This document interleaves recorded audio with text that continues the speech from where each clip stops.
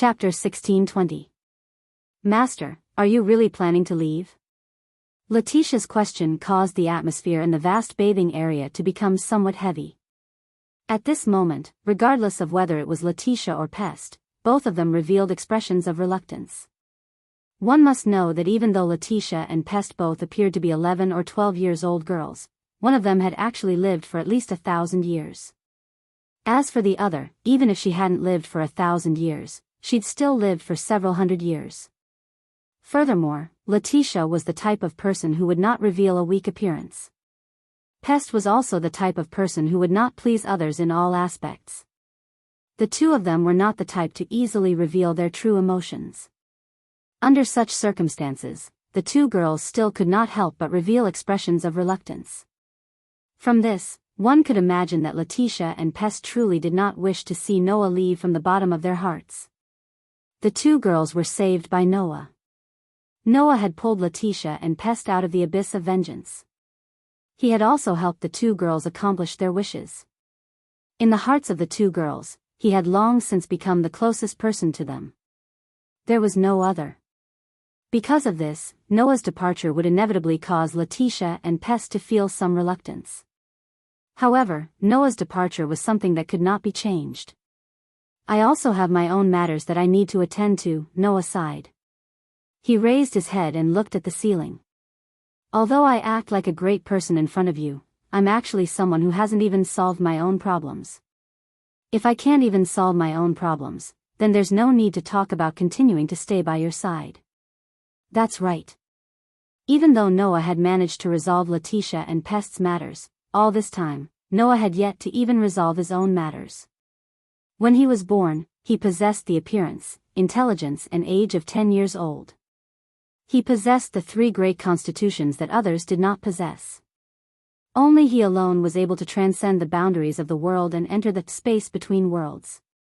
Additionally, he also possessed the mission of restoring the destroyed worlds and receiving the care of the worlds. All of these proved Noah's uniqueness.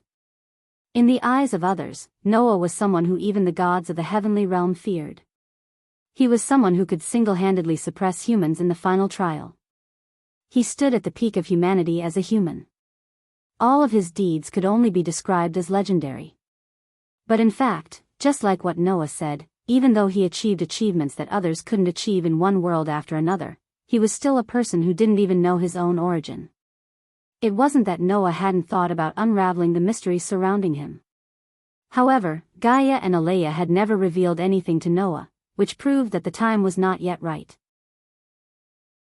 In the end, Noah could only suppress the thoughts in his heart and travel from one world to another while thinking of ways to increase his strength. To put it nicely, this kind of life was one of being positive and striving to find the opportunity to solve the puzzle in one's body as soon as possible. To put it bluntly, it was just going with the flow. Now, Noah felt that he shouldn't continue like this. Both Gaia and Alea had told Noah that Noah would understand everything one day if he wholeheartedly increased his strength.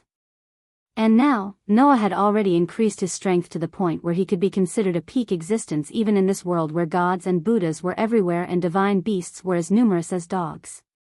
Noah didn't know if this level of strength could reach Gaia and Alea's standards. However, Noah didn't want to wait any longer. After seeing that terrifying eye in his dream, Noah felt that it was time for him to move forward. Even an evil god like Az-Dakaha had his own path and resolutely walked to the end without the slightest regret. As the person who defeated him, if I don't even know my own path, how can I have the face to claim that I defeated him?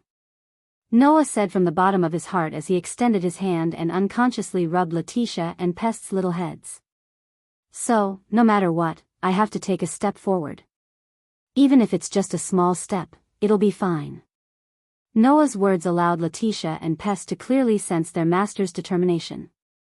Although I don't know what master is concerned about, I believe that master's decision is correct, Letitia said sincerely. Since that's the case, we won't say anything else. Just because you don't have anything to say doesn't mean that I don't have anything to say, Pest retorted. She looked at Noah with a somewhat unreconciled gaze. I only want to ask, is there nothing I can help you with? No matter how small the matter is? Even if you ask, I don't know, Noah said with a wry smile. There are still many things that I don't understand. I'm also confused about what I should do. I don't even know what I should do. How am I supposed to ask you for help? At this moment, even Pest was at a loss for words. Her eyes were filled with unwillingness. For the sake of helping Pest fulfill her wish, Noah did not hesitate to revive the humans in the final trial. Furthermore, for the sake of not letting this decision lead to the sacrifice of a single person, he worked hard for an entire month. Pest had witnessed the entire process. Although she did not say anything, Pest's gratitude toward Noah had accumulated to a point where it could explode at any moment. If possible, Pest only hoped that she would be able to help Noah. Now, it would appear that this wish of hers was nothing more than an extravagant hope. Seeing the extremely strong unwillingness in Pest's eyes, the bitter smile on Noah's face grew even stronger. He began to rub Pest's head with even more strength. He continued to rub Pest's head. "WH. What are you doing?" Pest began to struggle in a flurry. "Don't mess with my hair like that." Noah ignored Pest's protest and continued to rub Pest's hair. He even poured water on it and began to wash Pest's hair. Without giving Pest another chance to protest, Noah directly said, "If you really want to help me, then help me. If you really want to help me, then work with Letitia and help me deal with the work of the Stratum Dominator." "The work of the Stratum Ruler?" Pest was startled. "That's right," Noah nodded his head. His tone was somewhat gentle. "I've said it before. I also have my own matters that I need to take care of. However, that does not mean that I can ignore the matters of the people around me for the sake of my own matters. My companions and friends are also in this box. I do not wish to see any accidents happen to them," Noah said with a smile as he washed Pest's hair. "Thus, during this period of time that I am not around, I hope that the two of you can help me protect everything that I cherish." Hearing those words, Pest struggling slowly stopped. She glared at Noah as if she was throwing a tantrum. Truly cunning. "What?" Noah chuckled. "Why? Is that not the case?" Pest muttered. "Now that you've said it like that, I am unable to refuse." "Who said that?" Noah rolled his eyes. "Am I the type of person who would force others to do something they are unwilling to do? That is why I said that you are very cunning." Pest said loudly. "Since this is something that you want to do, how could I not be willing to do it?" Noah was stunned for a moment, and then he couldn't help but laugh. "In that case, are you willing to help me? My adorable little maid?" "I am not your maid.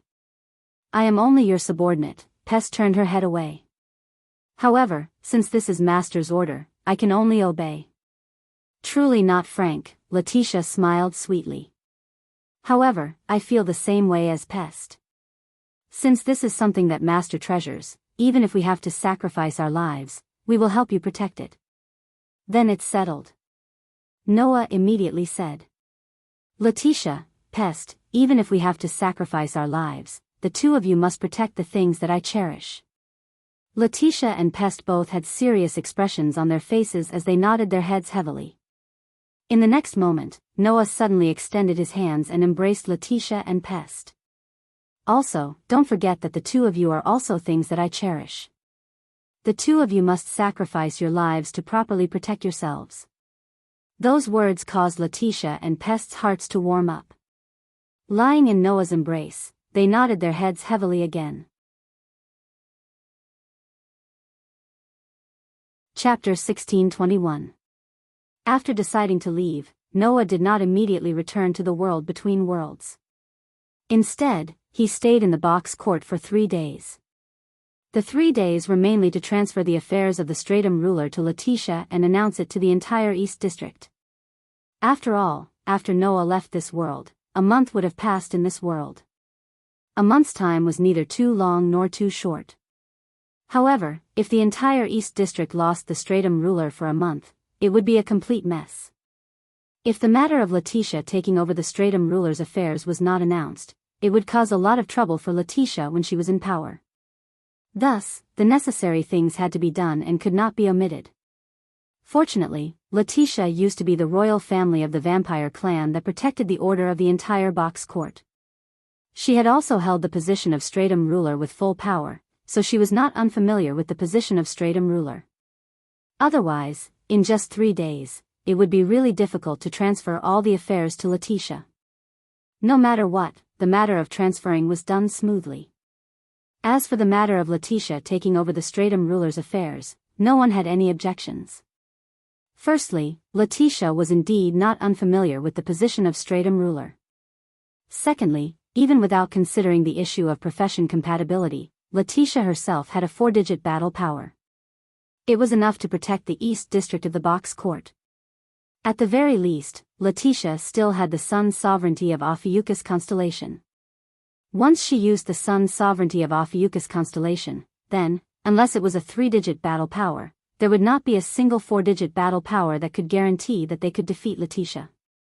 Moreover, Letitia also had the support of Pest, who was also in the 4 digits. Noah had also contacted Jiao Lu and Jiaoling, asking the 2 monster kings to lend a hand when necessary. No matter what, it was impossible for the Eastern District to fall into enemy hands in a short month. After doing all this, Noah finally felt relieved and made a decision. The next day, he left the box court. Unfortunately, this decision, on the second day, was directly inserted into an episode that could not be ignored. In the headquarters of No Name, Noah was holding a letter in his hand. He looked like he had just swallowed a fly. He had a bitter expression on his face. Normally, if there weren't any important activities, the members of the community would gather in this room at this time to improve their relationship and decide the content of the day's activities. But today, when Noah came here, he didn't see a single person. He only found this letter on the table. The contents of the letter were as follows. Your companions in the community are being held hostage by us. If you want to save them, come here. On the letter, other than this sentence, there was a map drawn everywhere else. Noah easily recognized it. It was the map of No Name's base. At the corner of the map, there was an arrow. That was the place the kidnapper wanted to go to, right? Holding the letter, Noah stared blankly for a long time. After a long time, he squeezed out a sentence. What the hell? Don't blame Noah for not feeling nervous. It was just that this letter was a little strange. If he thought about it carefully, he would understand. First of all, why would the other party know the detailed terrain of No Name's base and draw it out? Secondly, why would the kidnapper want to negotiate in No Name's territory? Lastly, if this letter was real, why did Noah not feel anything out of the ordinary? The No Name of today was no longer the No Name of the past. Any random 7-digit tiger man could kidnap a bunch of people. Putting aside the fact that Letitia and Pest were both 4-digit existences, 16 Nights, Flying Bird, Radiance, and Black Rabbit were also not easy to deal with. Who would have the ability to kidnap these people without causing any commotion? At least, from Noah's point of view, unless it was someone like the Queen of All Saints who could control realms, and someone with at least a 3-digit number, only then would they have the ability to do this. Otherwise, even if it was an extremely secretive gift or the organizer's authority, it would still be impossible to do this without Noah noticing. Thinking about it this way, Noah could roughly guess who the kidnapper was. Those problematic children. Noah had a headache as he crushed the letter in his hand. Then, with a bitter expression, he turned around and walked out of the meeting room. Whoosh! A light breeze blew through the entire No Name's base, causing the rice in the farmland to sway like a young girl with her hair. At a glance, the entire vast land was evenly divided into pieces and crops were planted there. The scene that entered one's eyes were fields full of vitality. No one would be willing to believe it, right? Just 2 months ago, the land here was a lifeless wilderness. It was simply like a ruin, unbearable to look at. After a period of reclamation and development, the land belonging to No Name had recovered its vitality. Although it would still take some time to recover to the same level of prosperity as 3 years ago, looking at the fields full of vitality, no one would think that it was impossible. Noah walked among the fields, following the map drawn on the letter, and walked forward. Not long after, Noah arrived at the edge of No Name's base. There was still no time to develop this place. Therefore, unlike the fields that were full of vitality, the nearby land was still as deserted as before. Noah walked into this deserted area and immediately saw it. In front of him, 3 young boys and girls were standing side by side in a row. They put on an impressive posture and looked in the direction of Noah. "Yo." 16th Night revealed an insufferably arrogant smile. "You're finally here?" Although there's no time attached, it's not a good habit to make a virtuous girl wait. Flying Bird stretched out her hand and brushed her long hair. "If you still didn't come, we were going to kill the hostages." "Kill the hostages?" Yao blinked his eyes, as if he didn't know there was such a setting. Soon after, he reacted and nodded with a solemn expression. "That's right, we're going to kill the hostages." Seeing the 3 problematic children speaking with an evil tone, as if they had discussed this from the very beginning, the corners of Noah's eyes twitched. Especially when he saw the 3 problematic children, Noah became even more speechless. Beside the 3 problem children were Letitia, Pest and Ren. The 3 of them had their backs against each other. They were tied together by a rope. "I'm sorry, Master." Letitia lowered her head as if she was too ashamed to see anyone. "I never thought that these problematic children would actually do such a thing. Who would have thought that our companions in the community would suddenly launch a sneak attack and knock us unconscious?" Pest was furious. "Furthermore, exactly what is going on with this rope? Why are we unable to break free from it?" "That's a tool capable of nullifying a bestowment," Ren explained helplessly. "Furthermore, it's a reward given to me by Lord White Yiksha after Mr. Noah won against him yesterday." In other words, the 3 problematic children had used the spoils of war that Noah had won to carry out this kidnapping plan. Of course, Letitia, Pest and Ren's condition could still be considered good. What truly caused Noah to ridicule them was the fact that there was another person tied up before the 3 of them. "Woo, woo woo woo." Black Rabbit was sobbing as tears flowed down from his eyes. It wasn't that Black Rabbit didn't want to speak.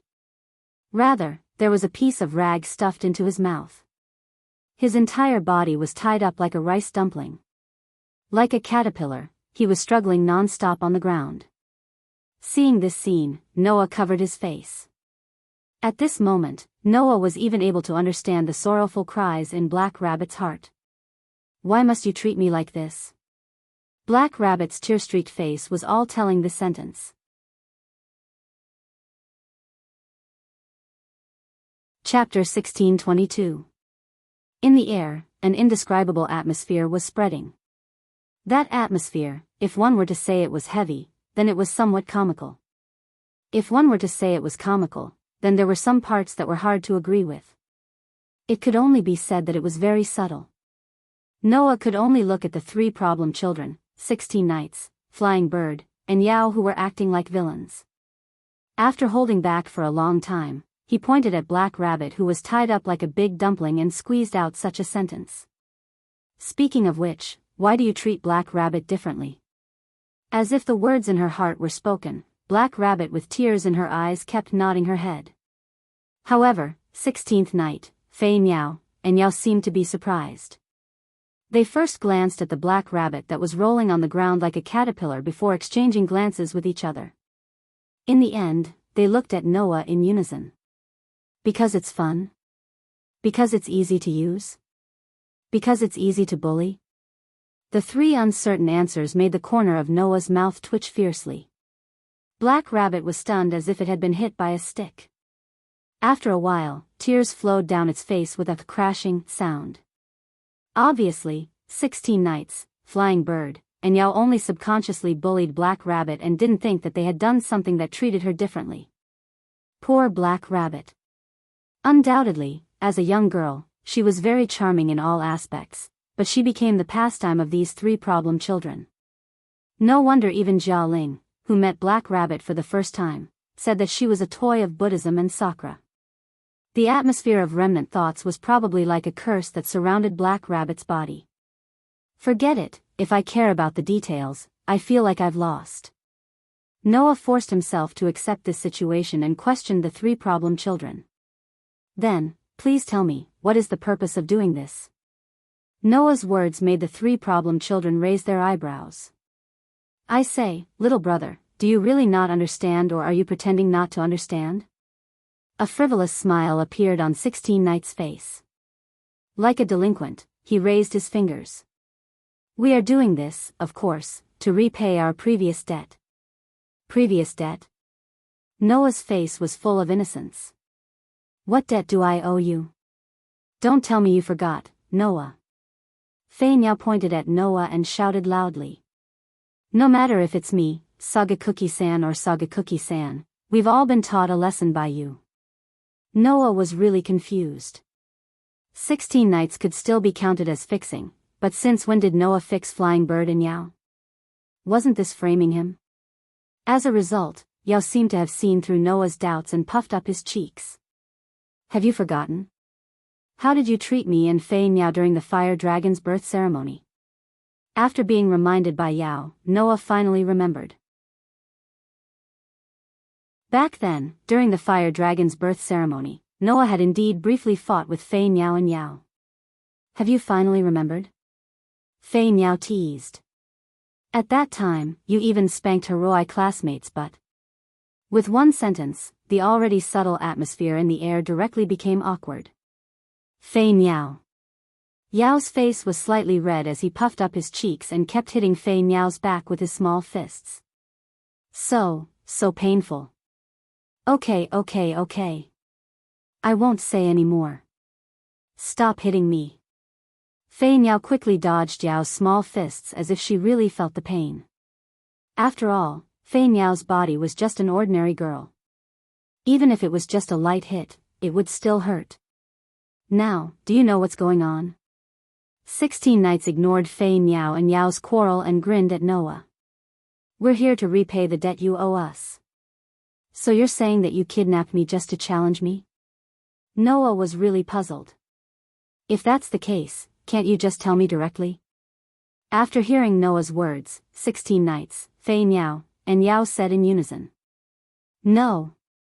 That's not interesting at all. Noah almost couldn't catch his breath in time. At this moment, Noah felt incomparably stifled. Even Noah was in such a state. He was reduced to three problematic children who had only been attacked because of the interesting angle. Letitia, Pest, Ren, and Black Rabbit were all tied up and had their hands tied behind their backs. Needless to say, Letitia, Pest, Ren, and Black Rabbit were all extremely sullen. All in all, that's it, Fei Niao coughed and pretended to say.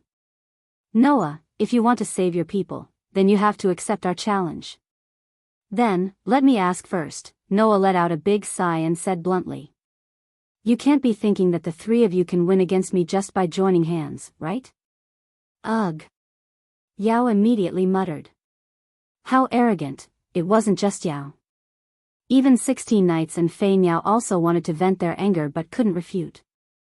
That was only natural. In terms of combat strength, even if the three problem children were all tied up together, they still wouldn't be able to win against Noah. It wasn't that 16 Knights, Fei Niao, and Yao were too weak. It was just that Noah broke the rules too much. 16 Knights, the truth is unknown, possessed two abilities that were outside of the norm, the gift of shattering heaven and earth, and the power of shattering gift. Her combat power was ranked in the 4 digits.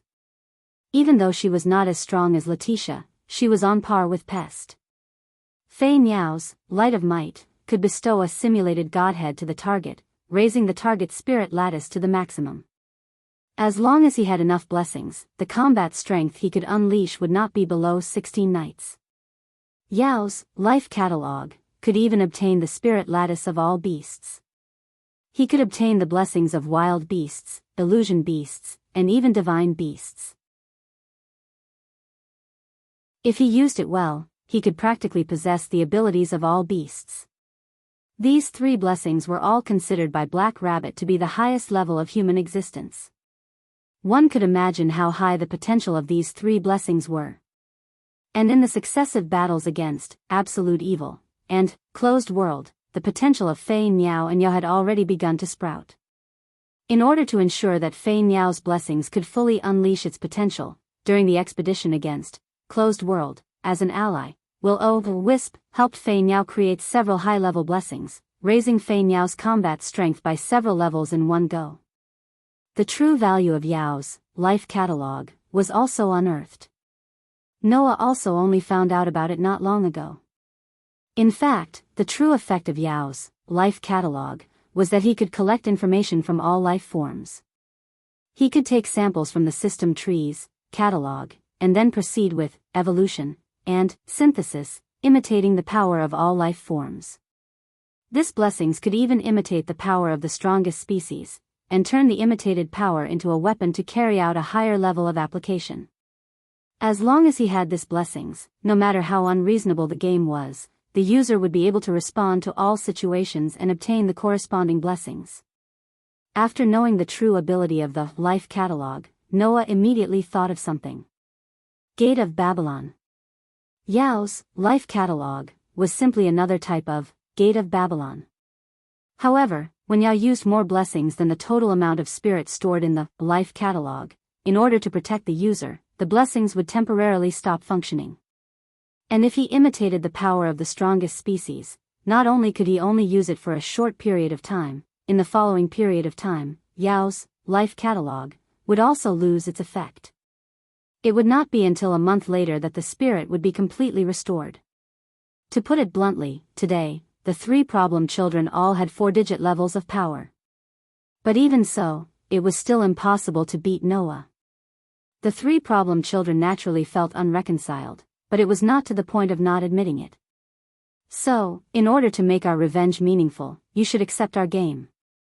Accompanied by the declaration of the three problem children, a contract flashed in the air and floated down, falling into Noah's hands.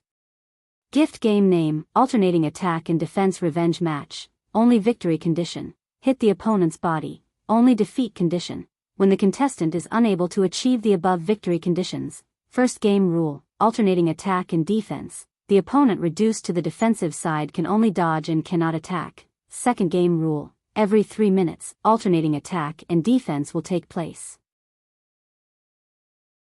After 3 minutes, the attacking side and the defending side will exchange. Third game rule, all contestants will be divided into 2 camps, black and white. Alternating attack and defense will take place between the 2 camps. Contestants of the same camp will share victory and defeat conditions. If one person wins or loses, the group wins or loses. Fourth game rule, in the first 3 minutes, the attacking side must be the side with more people. Black camp contestant, Noah Doria. White camp contestant, 16 Knights Reversal, Joyuan Fei Niao, Kasuga Hikari. Oath, respect the above content, based on glory and flag, and the name of the organizer, host the gift game. No name, seal. WH. What? Looking at the contract in his hand, Noah could not help but let out a shocked voice. Bang! At this moment, along with the sound of an explosion, a figure shot toward Noah's direction.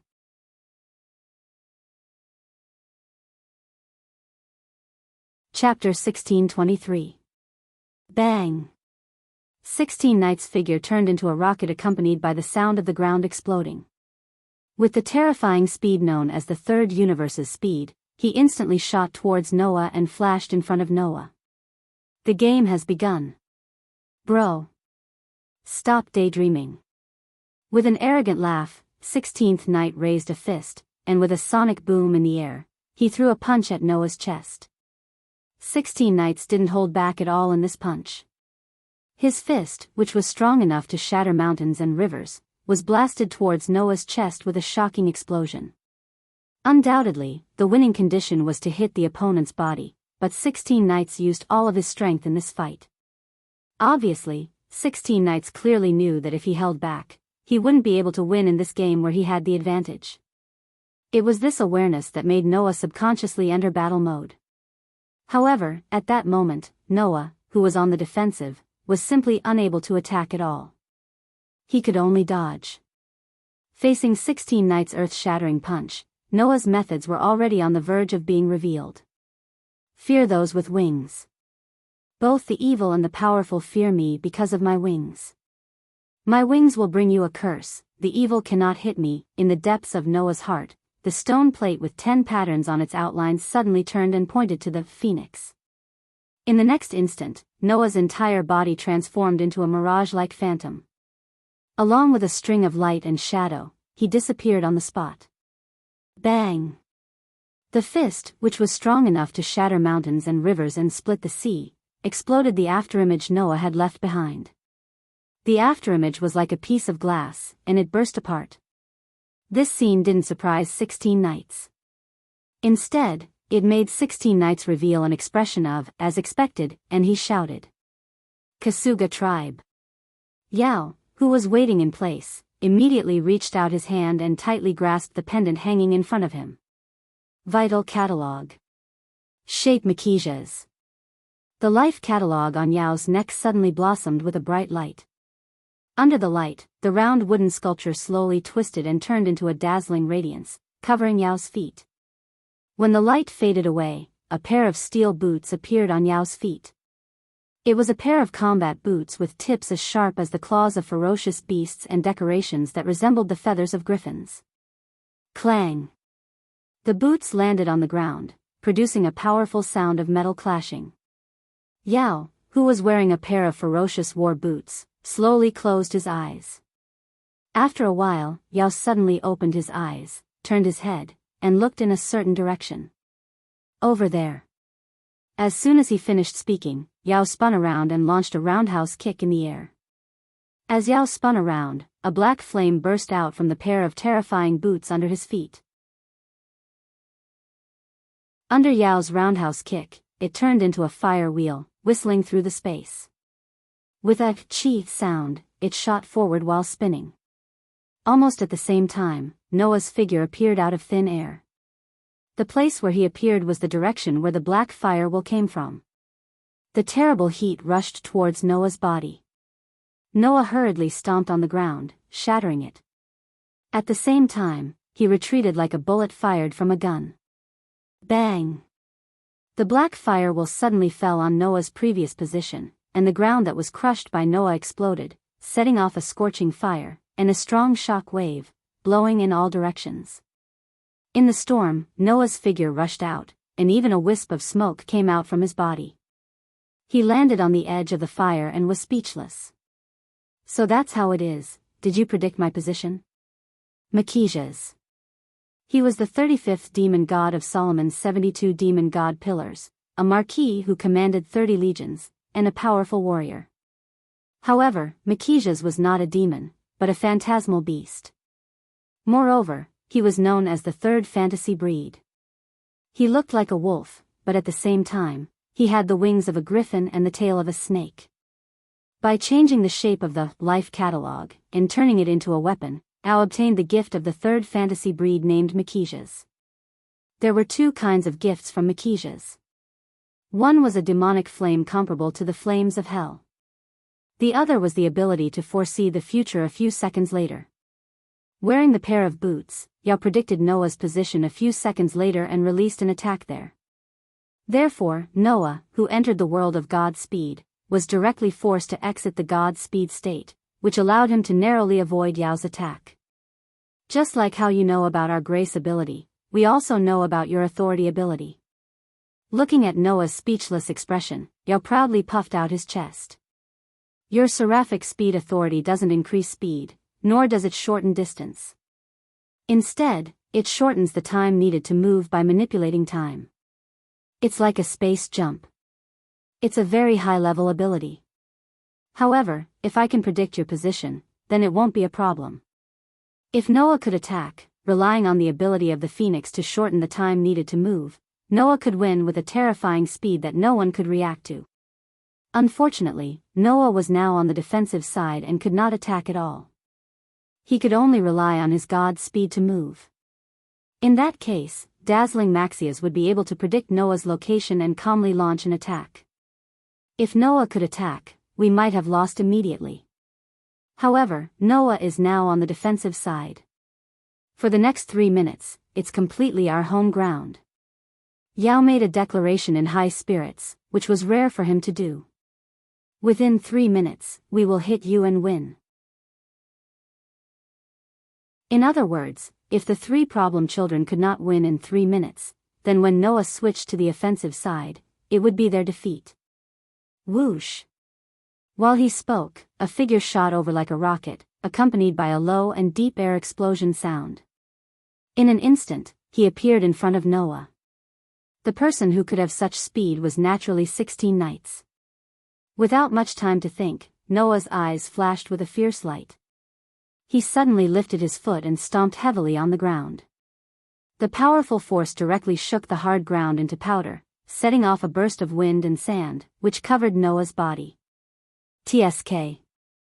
You still have this move? 16 Knights, who was preparing to throw a punch, was hit by the sudden burst of wind and sand, but his body did not stop at all. He directly rushed into the wind and sand, and his figure also disappeared inside.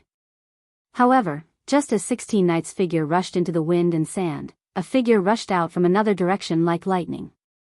The tip of his foot touched the ground, and he quickly retreated like a rabbit.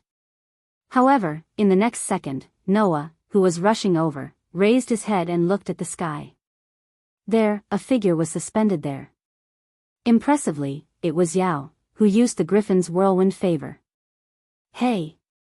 Yao let out an extremely imposing shout, and with a spin of her body, she suddenly rolled up a whirlwind mixed with pitch-black devil flames. It shook the atmosphere, and the pitch-black flame whirlwind was like a drill that broke through the sky, sweeping towards Noah's direction. Looking at the pitch-black flaming whirlwind descending from the sky, Noah stopped in his tracks and dodged, hiding behind a huge rock at the side. The pitch-black flame whirlwind fell from the sky heavily on the huge rock, and the huge rock suddenly exploded, exploding into thick dust that spread on the ground. Like a fog, it shrouded the space with a diameter of a few hundred meters. Cough, cough, cough. In the thick dust, Noah rushed out with a dusty face. He coughed and smiled bitterly. That group of problem children, they actually made me so embarrassed. As soon as this sentence fell, an unruly laughter rang out. Unfortunately, little brother, we planned for so long not just to make you embarrassed, but to defeat you. As soon as the voice fell. Clang! A burst of extremely dazzling starlight bloomed.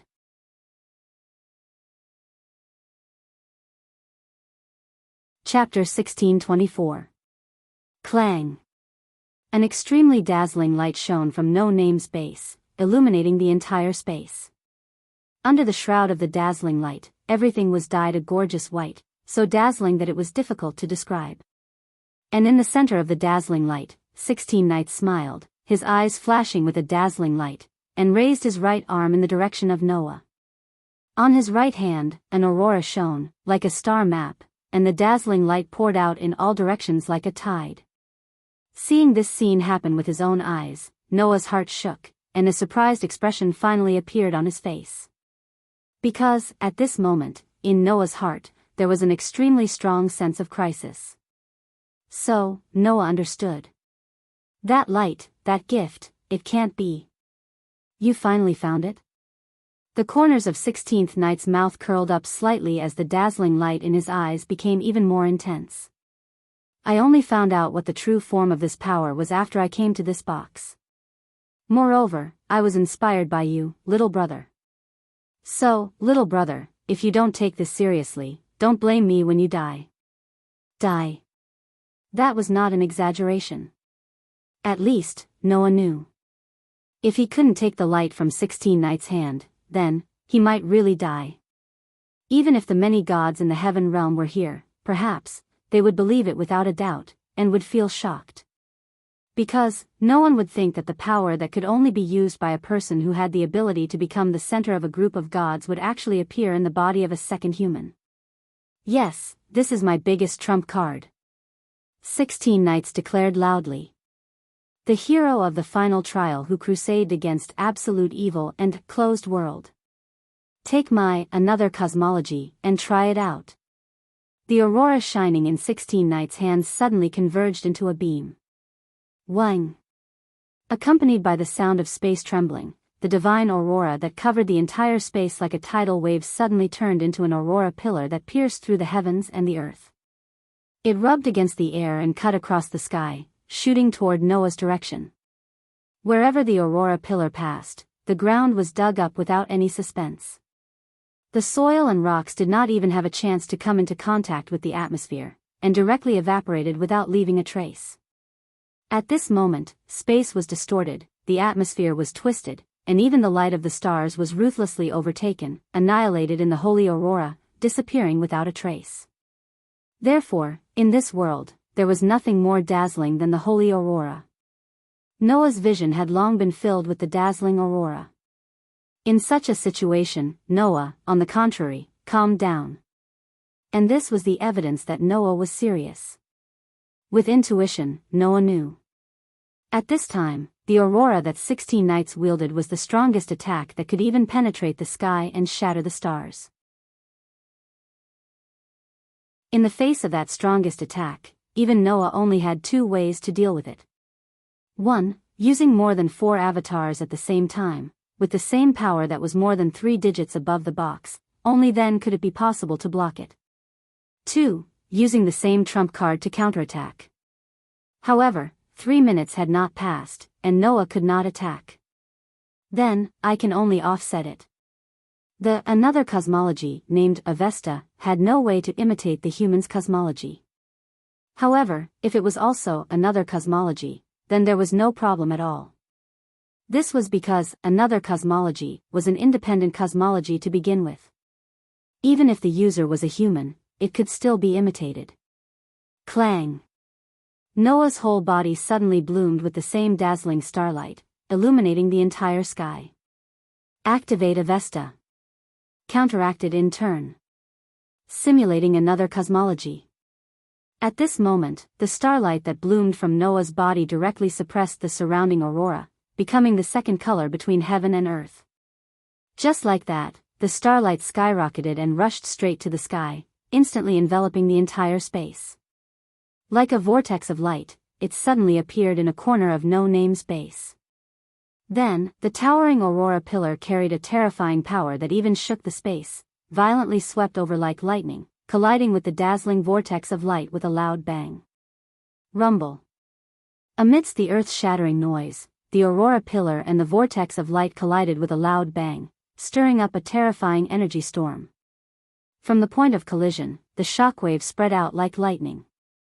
The scene that resembled the explosion of a star caused the surrounding ground to crack inch by inch and collapse one after another.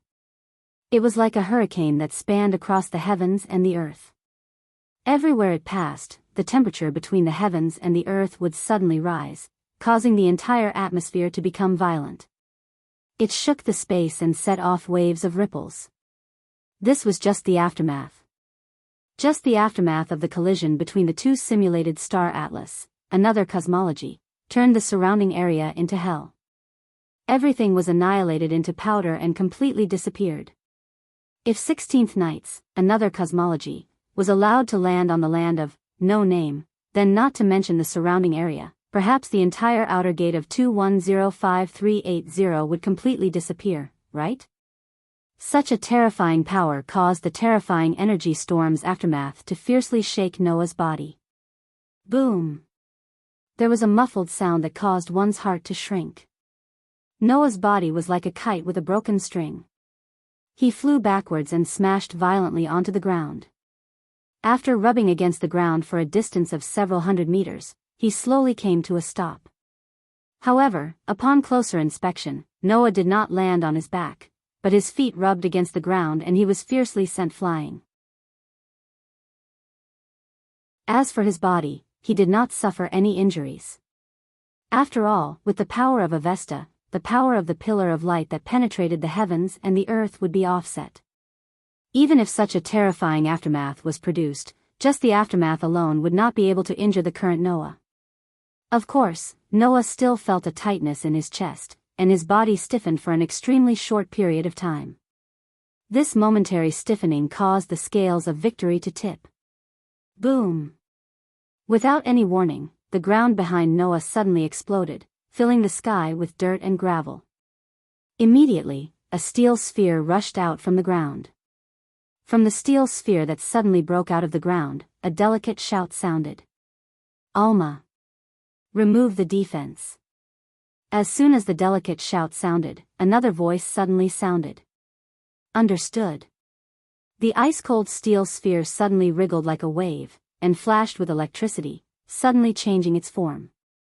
Not long after, a mountain goat with majestic horns, strong and powerful limbs, and silver fur appeared in the air. Its entire body was bursting with electricity. And on the back of the mountain goat that was bursting with electricity, a young girl was riding on it. It was Flying Bird. With his superb sensing ability, Noah was clearly aware of the movement behind him. He forcefully whipped his body and suddenly turned around. Ha! Just as Noah was about to dodge, Fei Niao, who was riding on the goat's back, let out a delicate cry. Without any hesitation, she leaped down towards Noah who was below. That scene was simply like a young girl who was about to commit suicide by jumping off a cliff, without any protection at all. If Flying Bird was allowed to fall like this young girl, who was no different from an ordinary person in terms of physical ability, would definitely end up with injuries all over her body. At this moment, Noah's face could not help but show a sluggish expression, and hurriedly reached out his hand, subconsciously catching the falling Flying Bird. Thus, the outcome was revealed. Paw! Flying Bird reached out a hand and patted Noah's shoulder. A contract flashed and floated down from the air.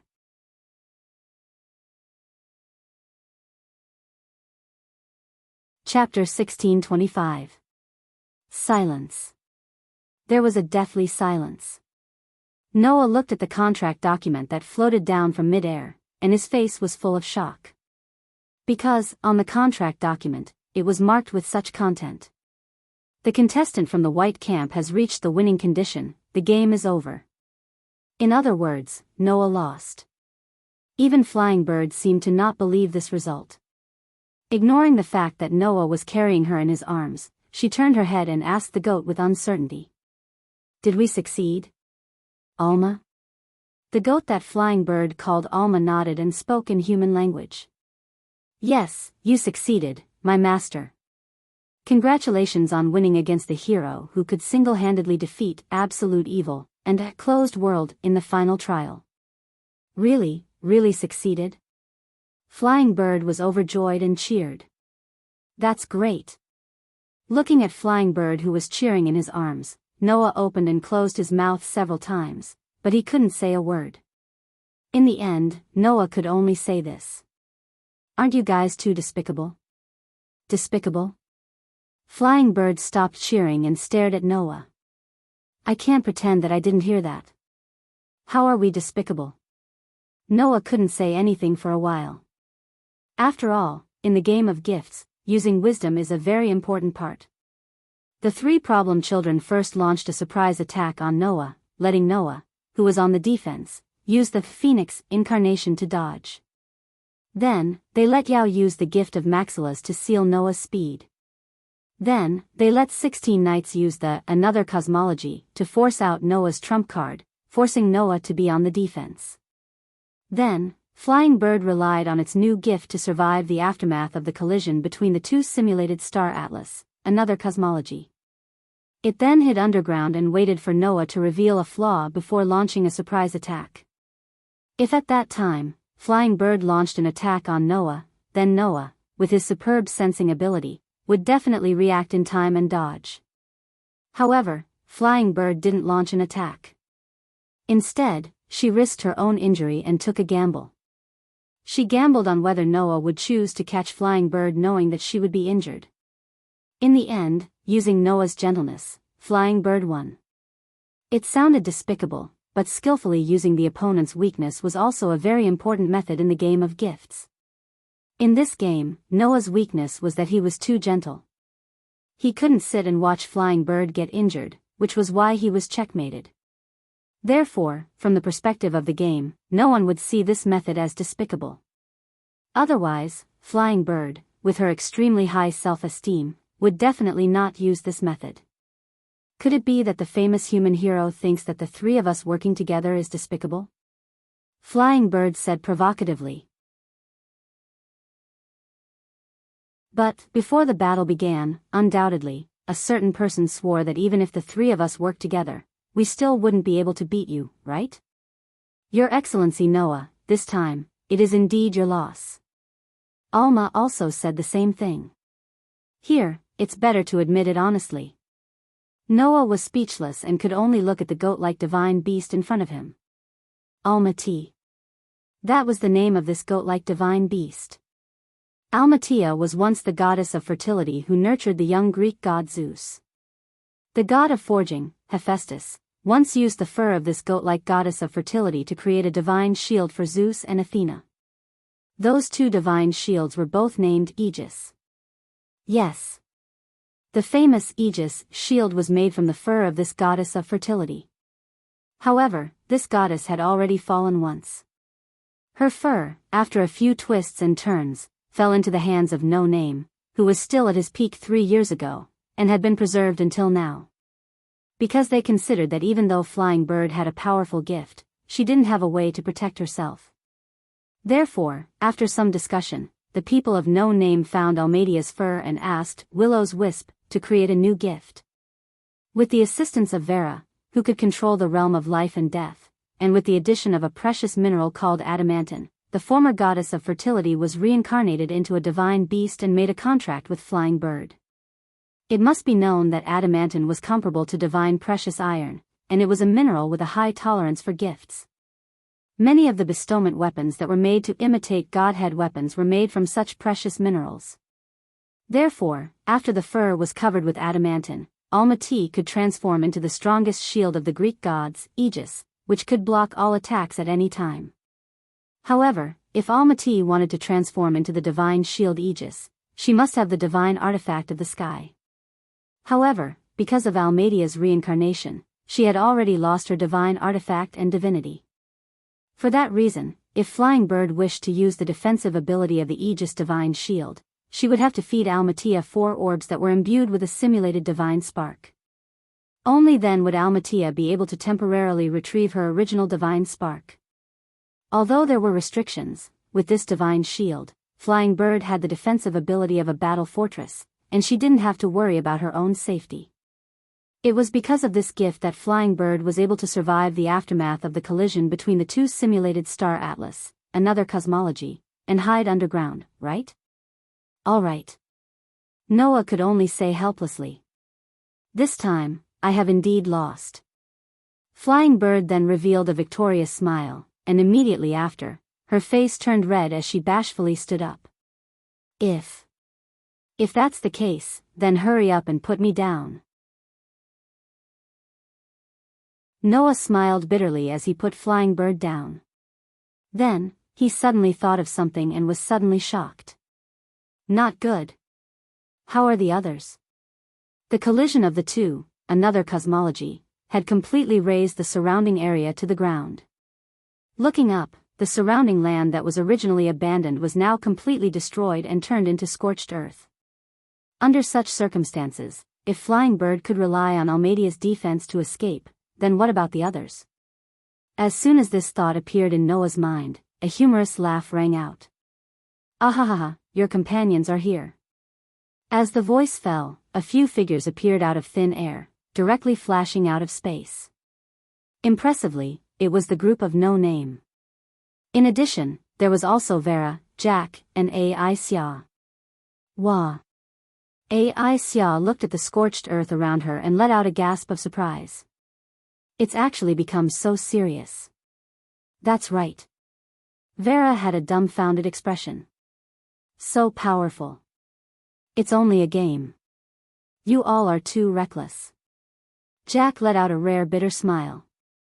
If it wasn't for Vera's spatial jump, everyone would be in a miserable state. It's precisely because we wanted you all to save the situation that we had you all hide at the side, right? 16th Knights patted the dust on his body, and the corners of his mouth rose slightly. In the end, just like the plan, we obtained victory. Flying Bird. Ya walked toward Flying Bird and extended his hand. High five. Flying Bird happily high-fived Yao, sharing the victory of the game.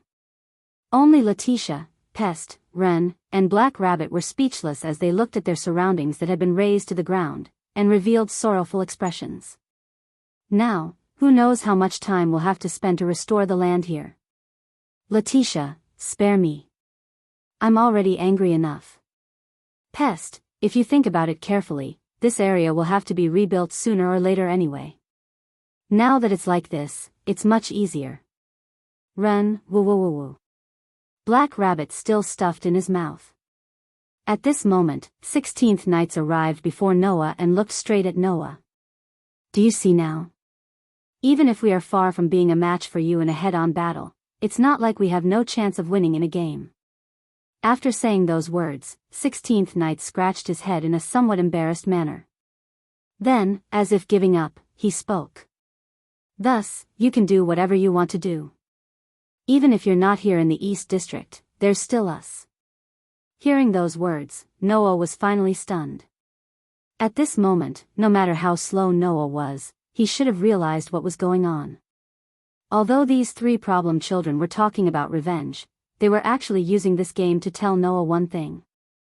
That was, even if Noah was not here, they would still do their best to protect the East District.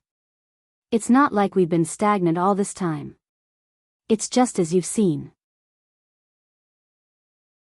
Right now, all of us have sufficient battle strength to deal with any situation, Flying Bird said with great confidence. Since that's the case, what else do you have to worry about? Don't worry, Yao nodded at Noah. There's still us here.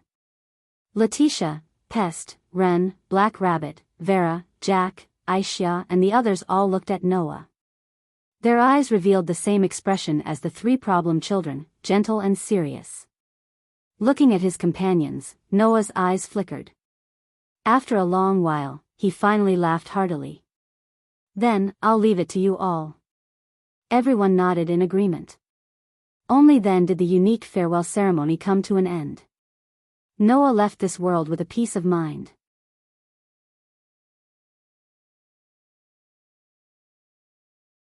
Chapter 1626. When Noah opened his eyes again, the usual pure white space appeared in front of him. Feeling the comfortable feeling as if he had returned to his mother's body, Noah's mood was more or less complicated. Wang. And as if seeing through the complicated feelings in Noah's heart, in the pure white world, pieces of feathers emitting a soft white light flew around Noah like little birds, and began to circle around Noah. That was a scene that often happened in the past. Looking at the pieces of feathers that were constantly circling around him, Noah's mood was unexpectedly comforted, and he raised one hand. The pieces of feathers were immediately attracted to Noah like white pigeons that were attracted by food, and they all flew to Noah's slowly raised hand and gathered on it. As if there was a gust of wind blowing, the pieces of feathers danced up and down. In the pure white world, the scene of the young man playing with the feathers fluttering in the air gave people a very warm feeling. This feeling also penetrated into Noah's heart. Therefore, Noah finally seemed to have made up his mind, and he waved his hand to disperse the pieces of feathers that had gathered. Then, Noah raised his head and looked above the pure white world, his dark and deep eyes flashing with a strange light. Back then, when Noah used the sovereignty of the 24 suns to try to draw out the possibility in his body, in his dream, he could not help but continue to rise in this world. In the end, he saw the crimson sky. Then, in reality, does the crimson sky also exist? If it does, is there something in the crimson sky that has been troubling Noah all this time? What kind of existence are those things? At the thought of this, Noah's heart flashed with extreme hesitation, and even his expression became a little uncertain. Phew! After an unknown period of time, Noah let out a sigh of relief, and a determined emotion appeared in his eyes. Fly! After issuing an order to the feather necklace on his neck, Noah's body became light as a feather. The outline of his body seemed to be wrapped in a layer of dim light as he floated into the air. Immediately after, Noah controlled his body and flew towards the top of the pure white world. Wang! Noah did not know that below him, the feathers flying back and forth seemed to have been stimulated, trembling back and forth, falling into a commotion. Noah did not have the time to notice this scene. His body had already risen to a certain height, and he could no longer see the fluttering feathers as he soared into the sky. Noah didn't know how long he had been flying. In the space between worlds, there was no concept of time or space. He couldn't even feel how high he was flying. If this was a normal world, Noah would be able to judge based on the strength of the wind and the thinness of the air. However, in the space between worlds, there was no wind and no air, and it was impossible for life to survive. Only Noah could inconceivably move around in the space between worlds. Undoubtedly, in a normal world, Noah also needed air, and he also needed all the living conditions that a human needs.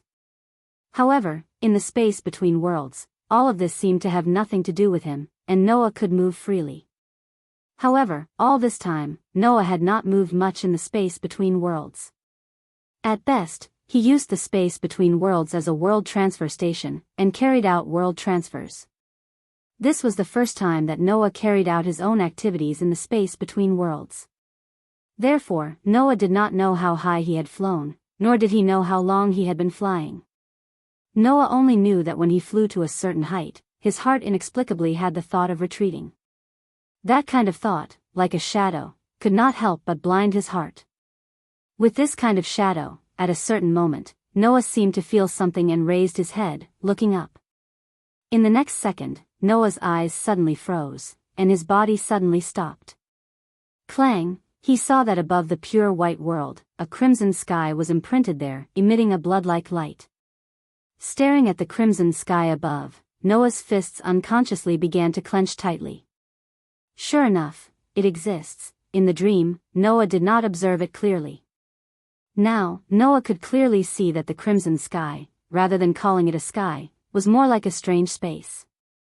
The surrounding was pure white in all directions, and only that space with a diameter of more than a few thousand meters was crimson red. That crimson space made the shadow in Noah's heart expand dozens of times, or even hundreds of times, causing Noah's clenched fists to begin to sweat. Noah's intuition told him. Next, he absolutely can't go any further. Noah believes in his intuition. If the scene inside is the same as what I saw in the dream, then even if I go in, the consequences will be unimaginable, right? Noah gritted his teeth. Since the scene in the dream has been confirmed to be real, then the next step is to ask Gaia and Alea. With this idea, Noah took a deep look at the crimson space, turned around, and wanted to fly down. However, at this moment, two familiar tender female voices with extremely strong anxiety and panic suddenly exploded in Noah's ears. Little Noah. Run. The moment these two familiar tender female voices suddenly sounded in Noah's ears, the shadow in Noah's heart suddenly exploded, turning into the crisis of death. Noah's pupils directly shrank, without any hesitation, his body turned into a sharp arrow and shot down. Crack! Almost at the same time, a sound like something cracking was very clearly transmitted into Noah's ears. Noah didn't stop. As he shot downwards, he turned his head back and looked up. The next second, the scene imprinted in Noah's eyes made his scalp explode, and goosebumps grew all over his body.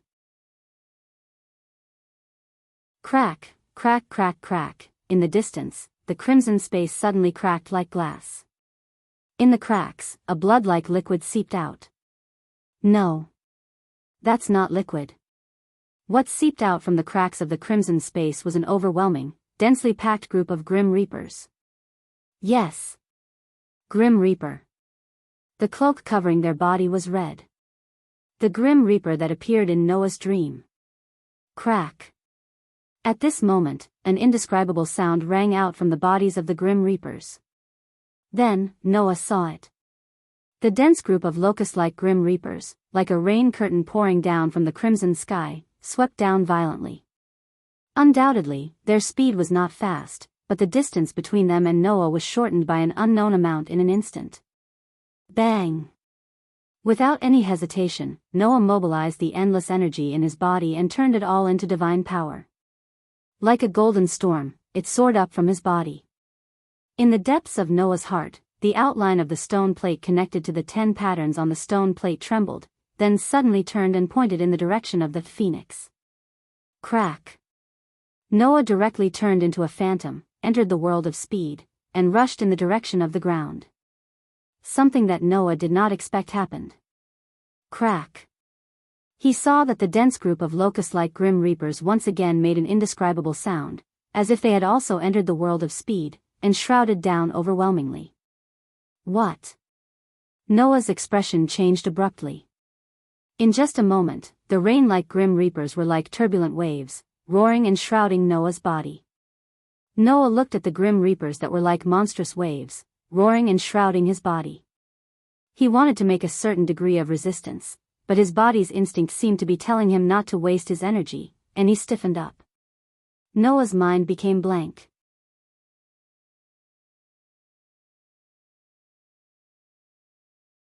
Chapter 16:27. Screech Dash. With an indescribable sound, the densely packed group of reapers surged downwards like a tidal wave that could devour everything. From Noah's perspective, the scene was as if the entire sky was filled with grim reapers that were as red as blood. They collectively emitted a terrifying aura that poured down like a torrential downpour.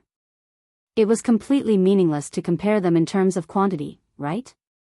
This was because each of the grim reapers was a few sizes bigger than Noah. Their height was estimated to be close to 4 meters tall. There were countless of such grim reapers. How many billions would that be? What about billions? Or tens of billions? It would be meaningless to even count the number of grim reapers, right? The human tide formed by such a terrifying number of grim reapers was enough to drown a continent, let alone Noah, who was only one person. Therefore, looking at the dense group of grim reapers that poured down like a torrential rain and surged like a roaring wave, Noah almost subconsciously understood what was going on. Currently, he had no means to resist them at all. So what if he had the authority to display a variety of abilities? So what if he had a treasure vault with more than 1,000 types of relics?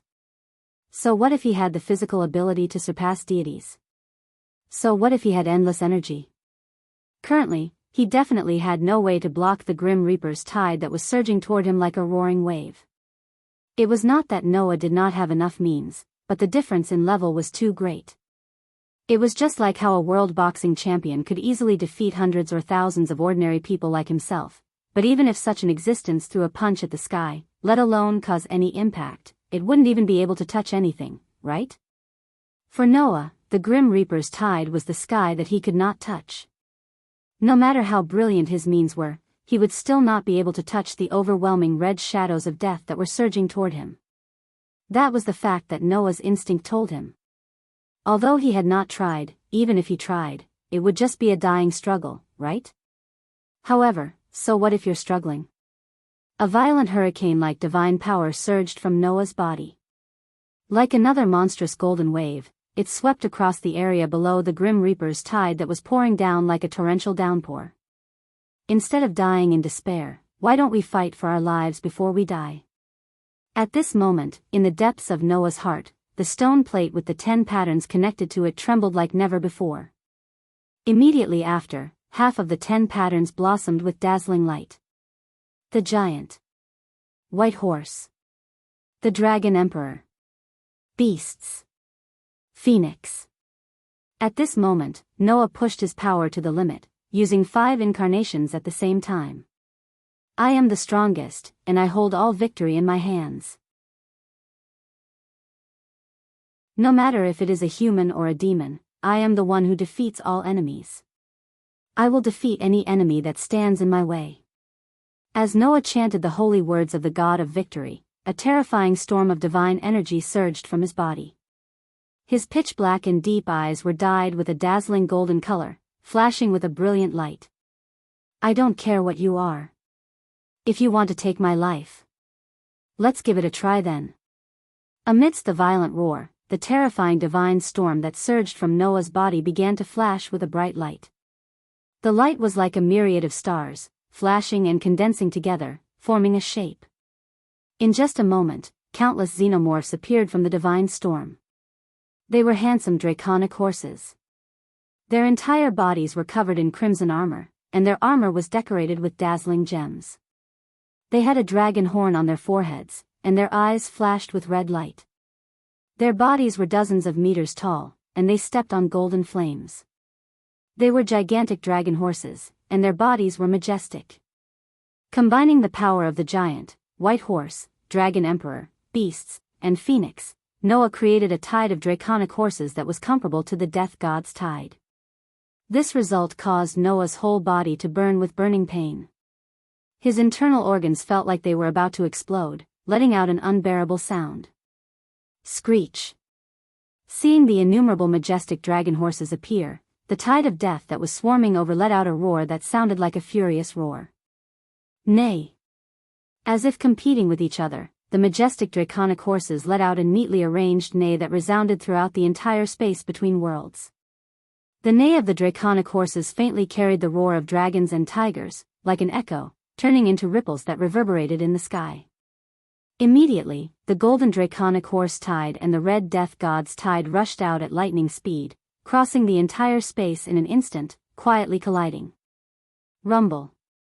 Accompanied by an earth-shattering sound, the draconic horse tide and the death god's tide that fiercely collided with each other turned into a terrifying golden flame and a red storm, crazily entangling with each other. Boom! Like a star exploding, the unimaginable golden flame and red storm swept out from the center of the pure white world, instantly expanding to an area of thousands of meters. If such a collision occurred in an ordinary world, perhaps, at this moment, the world would have already let out a mournful cry, the space would have already been shattered inch by inch, and even the atmosphere would have been completely evaporated, leaving not a trace behind. Unfortunately, this pure white world called space between worlds was terrifyingly sturdy. There was no concept of time, nor was there any concept of space. Even the atmosphere did not exist, allowing the terrifying golden sea of fire and scarlet storm to silently expand, occupying a corner of the world. However, if someone were to be caught in it, the consequences would be unimaginable. At the very least, even existences like the White Yiksha and the Queen of All Saints would at least be seriously injured if they were to be caught in it. Undoubtedly, it was a collision of this level. In the next second, the scales of victory tipped in favor of one side. Wang! The scarlet storm appeared to be mocking something as it emitted a buzzing sound. Immediately, it forcefully penetrated the bright golden sea of fire. The terrifying flame sea that was formed by the power of the 5 incarnations of giant, white horse, dragon emperor, beast horde, and phoenix was like an illusion at this moment. It could not block the red storm at all, and the red storm passed through it as if it did not see anything. Wadash! Noah's expression changed drastically. Taking advantage of this moment, the red storm passed through the terrifying golden flame sea and rushed in front of Noah. Like a bloody mouth, it swelled and crazily enveloped Noah's body.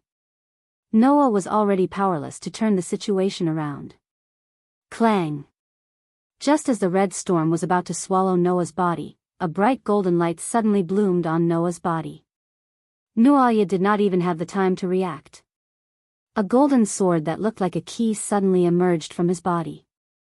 With a turn of his body, it shot towards the sky. That is.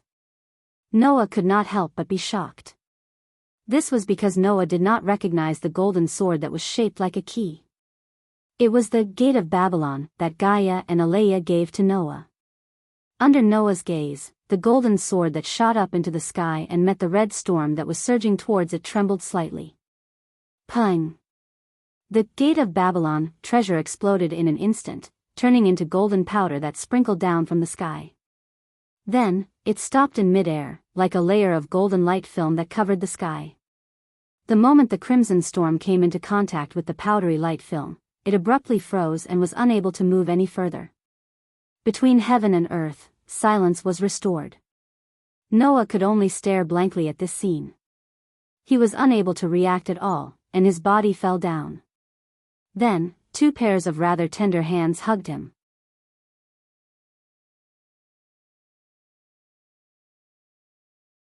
Chapter 1628. In the pure white world, 2 petite girls hugged Noah from the left and right as they descended from the sky and slowly landed on the ground.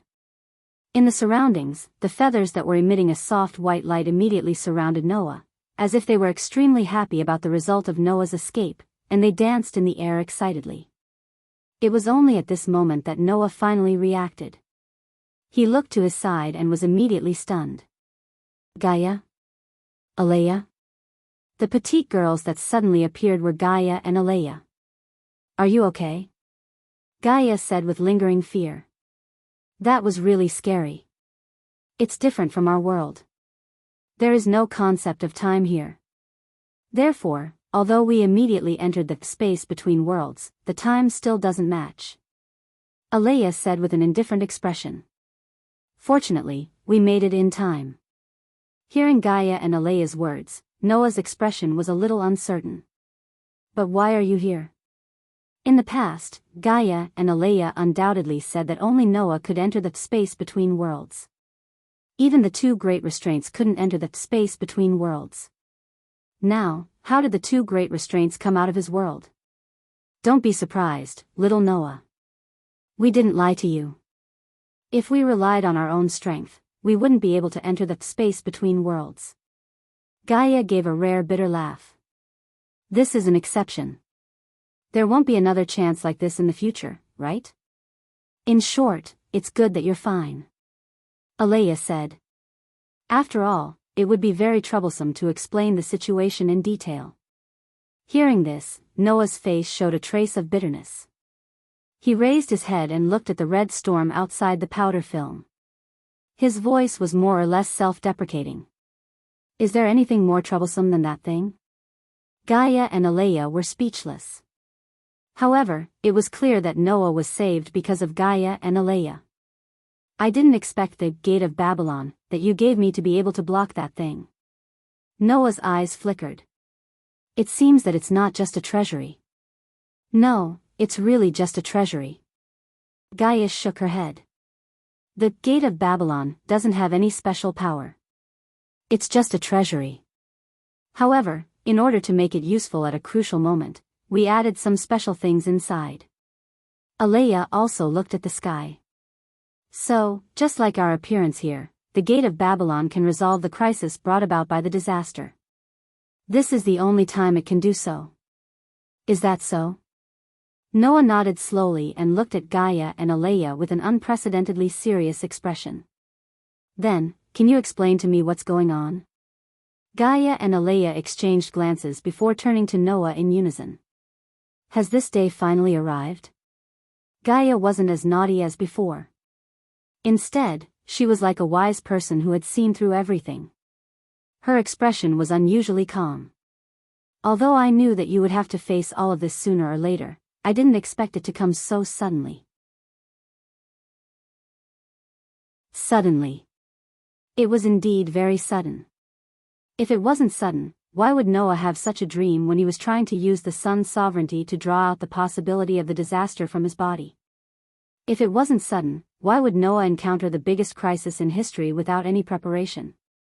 However, just like what Gaia had said, sooner or later, Noah would have to face all of this. At this stage, there's no benefit in continuing to hide it from you. Alea's gaze turned to Noah. Since you suddenly went to search for that thing, it proves that the time is ripe for you to come into contact with your true mission. In the past, I hid it from you because I didn't want you to come into contact with that thing before the time was ripe. Now, there's no need for that. Little Noah, we will tell you everything now. Gaia smiled at Noah. Including the meaning of your existence and why you exist. Gaia and Alea looked at each other again and raised one hand at the same time. Clang!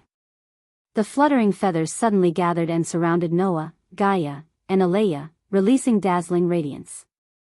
The light enveloped the three of them, causing their figures to be enveloped by the white light in an instant. Then, they disappeared. Noah felt a blur in front of his eyes, and his entire vision was dyed white. Then, two small hands held both of Noah's hands, bringing him back to his senses. After coming back to reality, the radiance in front of Noah's eyes began to fade. The scene in front of Noah was still that pure white world. However, looking at this pure white world, Noah was stunned. Because in this pure white world, there were no feathers emitting a soft white light, nor was there a bone-chilling red storm. There was only a hazy mist. It was extremely hazy and filled the entire between the worlds with white mist. This is... Noah couldn't help but look around. Don't be nervous. Alea held Noah's hand tightly. Now, what you see is just an image reproduced by the world. It's not the real world. That's right.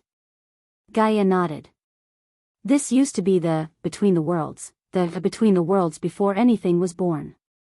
The between the worlds before anything was born? Noah said with uncertainty. In other words, before the world was born? Yes. Alea looked at the white mist that filled the entire space. At the very beginning, before the world was born, the between the worlds was like this. At the same time, this is the most primitive between the worlds. Gaia extended her hand and pointed in front. Little Noah, look there. Noah immediately looked in the direction Gaia pointed and looked in front of the white mist. Because the mist was too dense, at the beginning, Noah couldn't see anything at all.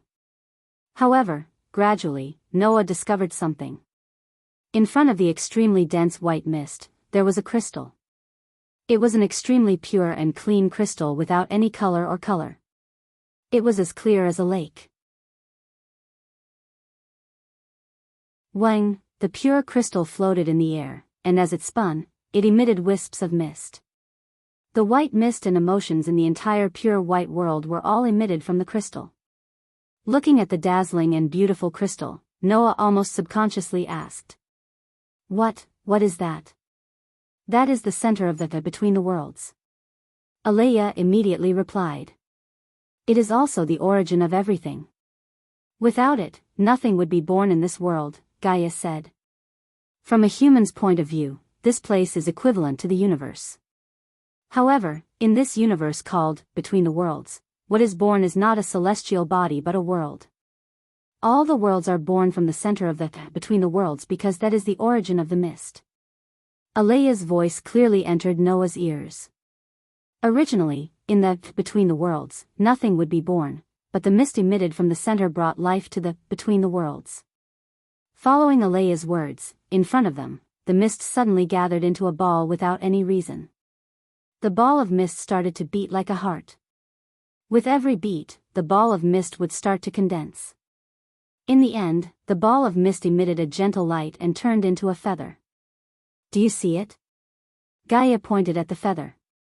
That is the starting world. The starting world? Noah looked at Gaia. Why do you call it the starting world? The one who answered this question was not Gaia but Alea. Because that world is the reason why there are so many worlds in the between the worlds.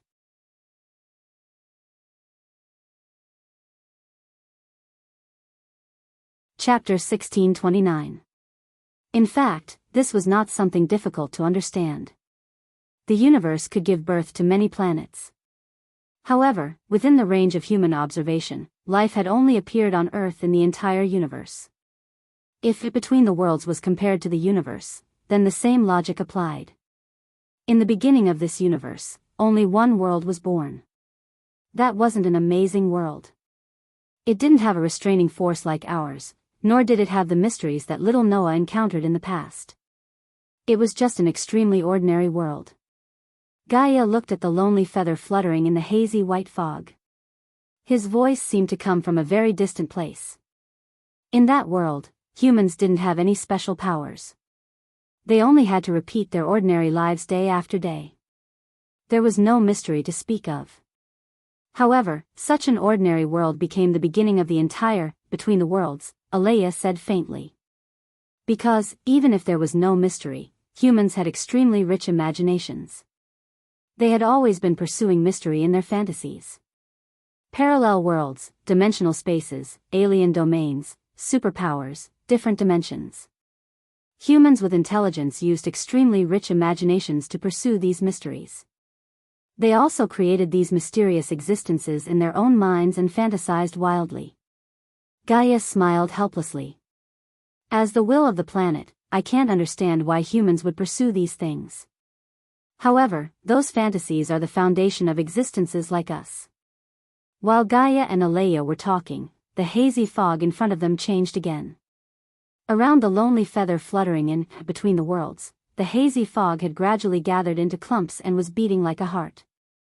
As it beat, the clumps of fog also condensed. In the end, those clumps all turned into feathers in a soft white light. Just like what you saw, after the birth of the original world, more and more worlds were born, Alea said to Noah. That wasn't a world that was born by chance. There was only one world that was born purely by chance. The worlds after that were all created by drawing on the fantasies of the humans in that world. They were all specious worlds that were born from the imagination of that world. Absorbing the fantasies of humans? Noah couldn't help but ask. Does the fog have such properties? Therefore, we also call the fog imagination. Gaia said with a smile. And after you were born, the air between the worlds that you saw had already become a universe that absorbed the fantasies of the original world. It's a universe filled with fantasies, Alea said word by word. A universe filled with fantasies. An all-encompassing fantasy universe. Noah muttered to himself as he repeated this sentence. After a long while, he fell silent and suddenly opened his mouth again. Then, what's the deal with my birth that you just mentioned? Your birth, it wasn't by chance, Gaia hesitated for a moment and then sighed. Your existence is a part of fighting against fantasies. Part of fighting against illusions? Noah's hand tightened slightly, and his eyes flickered as he spoke in a low voice. Then, are those red things? Gaia and Alea nodded their heads with a heavy heart. Although the fantasies of the humans in the original world gave birth to many worlds, humans were originally in existence that didn't know whether they were good or evil, Alea said with her identity as the amalgamation of human consciousness. Naturally, if there are good fantasies, there will also be bad fantasies. Those fantasies also became nutrients for the fog and were absorbed by the fog. While speaking, the fog in front of them changed again. A ball of fog gathered together like the world that was born before. It beat like a heart and gradually condensed. However, the ball of fog gradually pulsed and condensed, and its color began to change. From the pure white color at the beginning, it gradually turned into the color of blood. Seeing the ball of blood-red fog, Noah's palm couldn't help but smoke. Gaia and Alea's expressions also became very serious. Under the gaze of the three people, the blood-red fog continued to shrink. In the end, accompanied by a bloody light, it turned into a red space. That is the existence that absorbed all of the evil fantasies, Gaia bit her lips. All of the disasters started from there.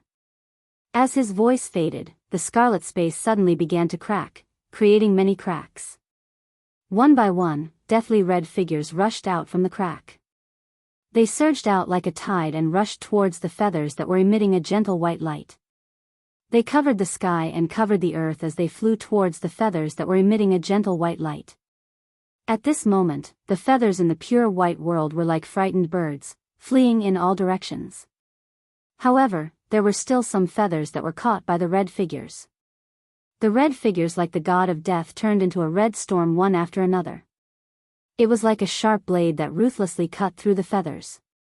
The feathers that were cut by the crimson storm were all cut into halves, losing all their luster and falling to the ground in a dull manner. Seeing this scene, Noah's heart burned with rage. If it wasn't for the fact that everything in front of him was just an image, Noah wouldn't have been able to stop himself from attacking. Although Noah couldn't do anything to those red figures, Noah could only watch as the worlds were cut in half. That feeling was really unbearable. Originally, the world should not be able to interfere with the world. Just like how if two planets of the same mass in the universe collide with each other, they would definitely die at the same time. As an existence that shares the same root as the world, the shadow that has absorbed the fog of evil should not be able to affect the world. Alea continued to speak with an incomparably calm and indifferent tone. However, those red figures are the embodiment of the evil fantasies. They are like cells that are born with the ability to devour. They can affect the worlds and even destroy them. Fortunately, those worlds were born from the evil fantasies, Gaia added. As long as the worlds in the space between worlds aren't completely destroyed and the people's fantasies still exist, then these worlds can be repaired. Wait. Noah was suddenly startled. Doesn't that mean, looks like you've already thought of it, Gaia faintly sighed. That's right. The only things that can be repaired are the worlds that were born from the evil fantasies. If the original world is destroyed, then it definitely can't be repaired. And as luck would have it, the starting world was destroyed. Alea looked up and stared ahead. It was during the first shadow hunt. Noah followed Alea's gaze and looked forward. There was a feather that wasn't cut in half like the other feathers. Instead, it was shattered like glass by the red storm, leaving behind only a pile of debris. The shadow that was born from the evil thoughts can affect and destroy other worlds, but other worlds still can't interfere with it, as it has the same origin, Gaia slowly said. Under such circumstances, a portion of the worlds that had perfect wills began to realize that they had to think of a solution. Otherwise, these worlds that had no resistance at all would one day be completely destroyed. For this reason, the world itself initiated an action that all the other worlds responded to and began. Alea turned his head and looked straight at Noah. They gathered the fragments of the original world that could no longer be repaired and gathered the power of all the worlds to turn those fragments into a life form. This sentence made Noah's heart beat fiercely. Because the original world could no longer be repaired, the world successfully interfered with its fragments and also successfully injected life into those fragments, turning them into a human. Gaia held Noah's hand and looked straight at him.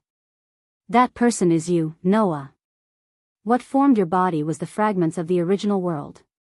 What formed your life was the power of all the worlds. Alea also held Noah's hand. Therefore, you are in existence on the same level as the worlds. You are also the child of the worlds born from the many worlds. You can freely travel between worlds, find the lost world fragments, and repair the destroyed worlds. After all, every world here was born from the human imagination of the original world that formed Noah's body. Noah was born with the ability to repair these worlds. As for the shadow that was born from the evil thoughts, it was also an illusion of evil that was obtained from the original world. Therefore, Noah should have the ability to interfere with the other side and eliminate all the disasters that were born from the evil thoughts. If it wasn't for the fact that the original world was just an ordinary world and didn't have any mysteries, the world itself wouldn't have been destroyed so easily. Gaia and Alea said at the same time. Therefore, Noah, you are the only existence that can eliminate the natural enemies of the world.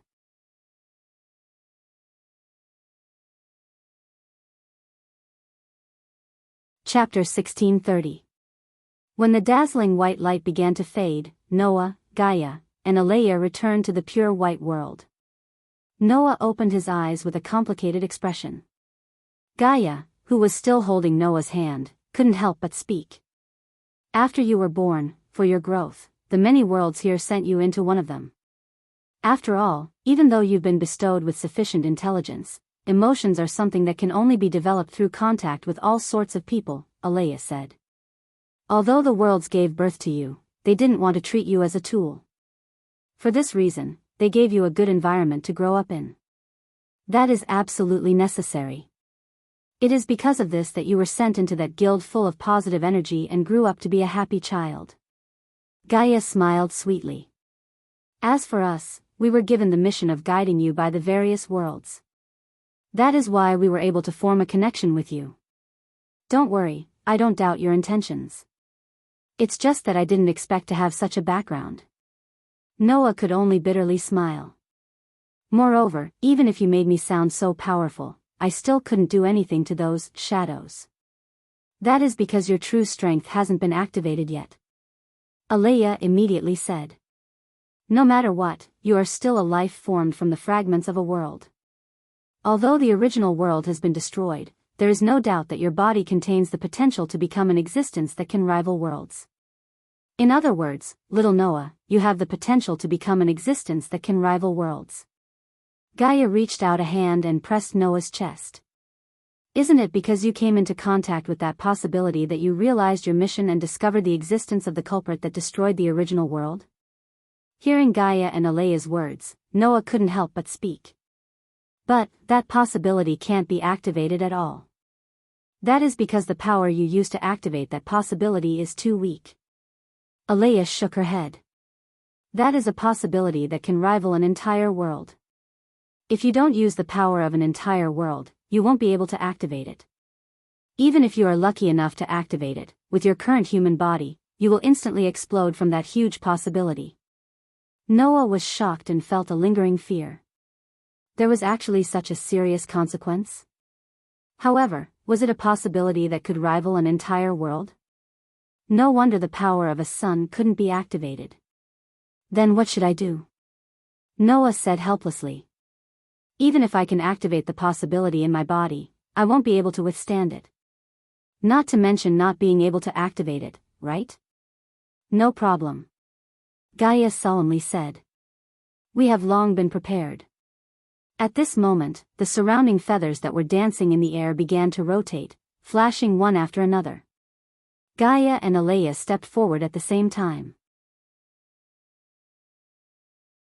As though they were holding something, they slowly raised one of their hands. Wang! Suddenly, the entire space between the worlds began to tremble, and the ground emitted a blinding white light. Noah subconsciously squinted his eyes. Then, from the ground that was emitting the dazzling white light, a light source rose and appeared in front of Noah. Looking at the light source, Noah slightly widened his eyes. He saw that in the light source, there was a piece of crystal. It was a piece of crystal clear, pure and clean, as clear as water. That is, Noah said in surprise. Isn't that the center of Between the Worlds? Ever since Shadow appeared, the worlds hid the center of Between the Worlds to prevent Shadow from finding it. Alea said as if it was a matter of fact. No matter what, it is the center of the Between Worlds, the source of the imaginative power. Without the imaginative power, a mere fantasy would not have become a factor in the entire Between Worlds situation. And if Shadow finds the center of the world Between Worlds, it might be able to absorb the imaginative power produced by this crystal, causing more imaginative power to be filled with evil fantasies. Who knows? Gaia explained. Therefore, the worlds hid it. Now, it is time for it to be used. In the end, the origin of the world should be imaginative power. Illusions are just designs and accelerators. Alea was still the same as before, coldly saying something shocking. Since the so-called sovereignty of the sun has no way of drawing out the possibility in your body, then we will use the imaginative power produced by the center of Between the Worlds to convert the sovereignty of the sun into the sovereignty of the world. That will do. What? Noah was really stunned. Sovereignty of the world? Not only will you convert the sovereignty of the sun into the sovereignty of the world, but in order for your body to be able to withstand the huge possibility of a world, you will also need to convert the favor you received from God, which is your ability value, into the favor of the world. Gaia raised her fingers and calculated.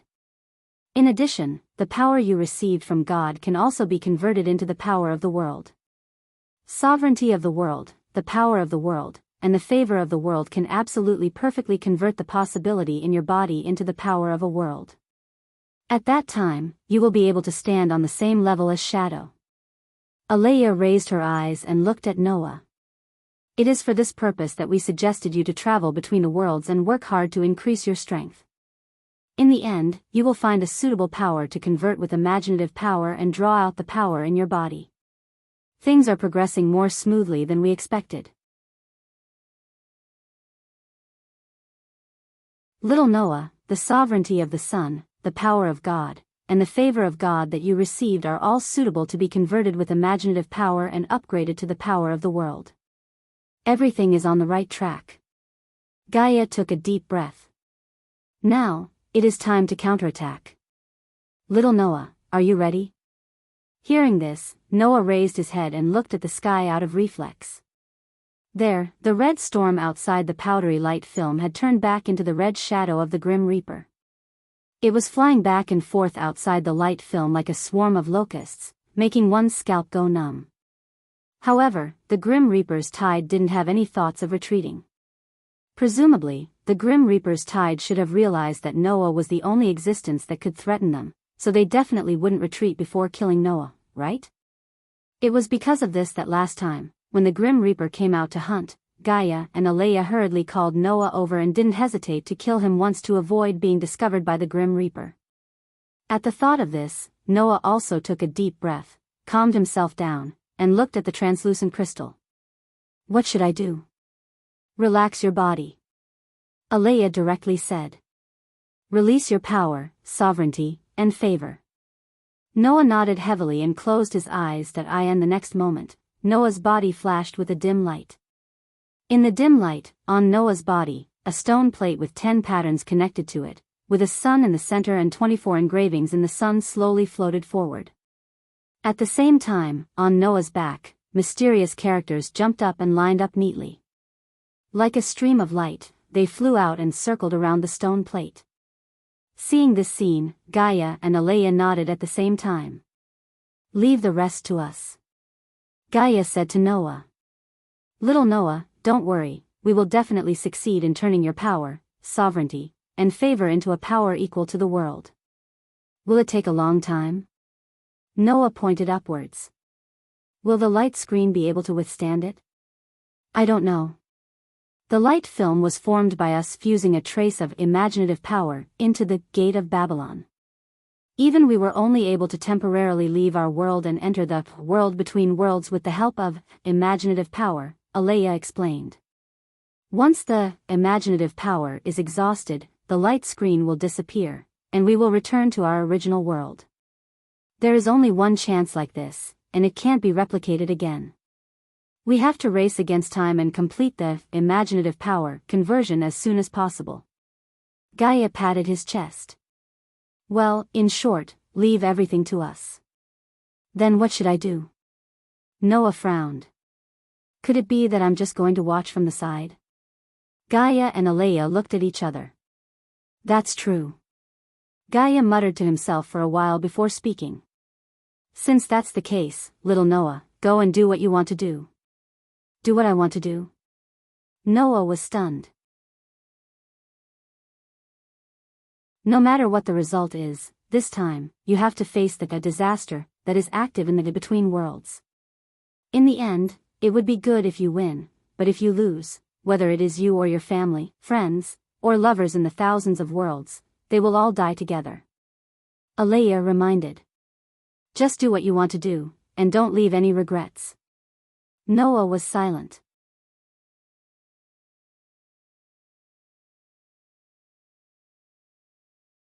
Chapter 1631. In order to not leave any regrets. After telling Noah these words, Gaia and Alea no longer disturbed Noah. They controlled the center of the between the worlds to generate imagination and upgrade Noah's authority, sovereignty, and favor. Only Noah was left standing there, speechless. Regrets? Thinking about it carefully, Noah really had a lot of things that he was worried about. If this was really the last chance, then no matter what, Noah hoped to complete these things. Thinking about this, Noah silently thanked Gaia and Alea in his heart. Wang. As if they knew what Noah wanted to do the most at this moment, a feather emitting a soft white light lightly fluttered in front of Noah. Looking at the feather floating in front of him, Noah didn't hesitate to raise a hand and press on it. In the next second, Noah's figure turned into a light and flowed into the feather. Gaia and Alea, who secretly saw this scene, showed an expression that was expected. Sure enough, the thing he wants to do the most is go home. Strictly speaking, that guy between the worlds was Noah's home. Unfortunately, for Noah, there was only one place that could be called home. Gaia and Alea were very clear on this point. This was the only thing that wouldn't change no matter what happened, right?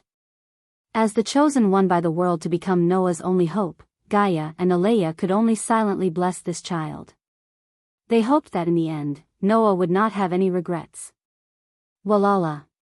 Before he could open his eyes, Noah heard a clear sound of waves. Among the waves, there were even some seagulls crying. Hearing these sounds, Noah knew. He was back.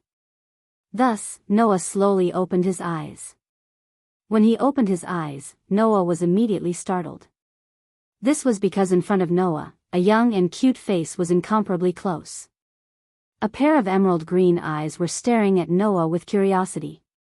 Oh, oh, oh. Mavis blinked. You're finally back. First generation.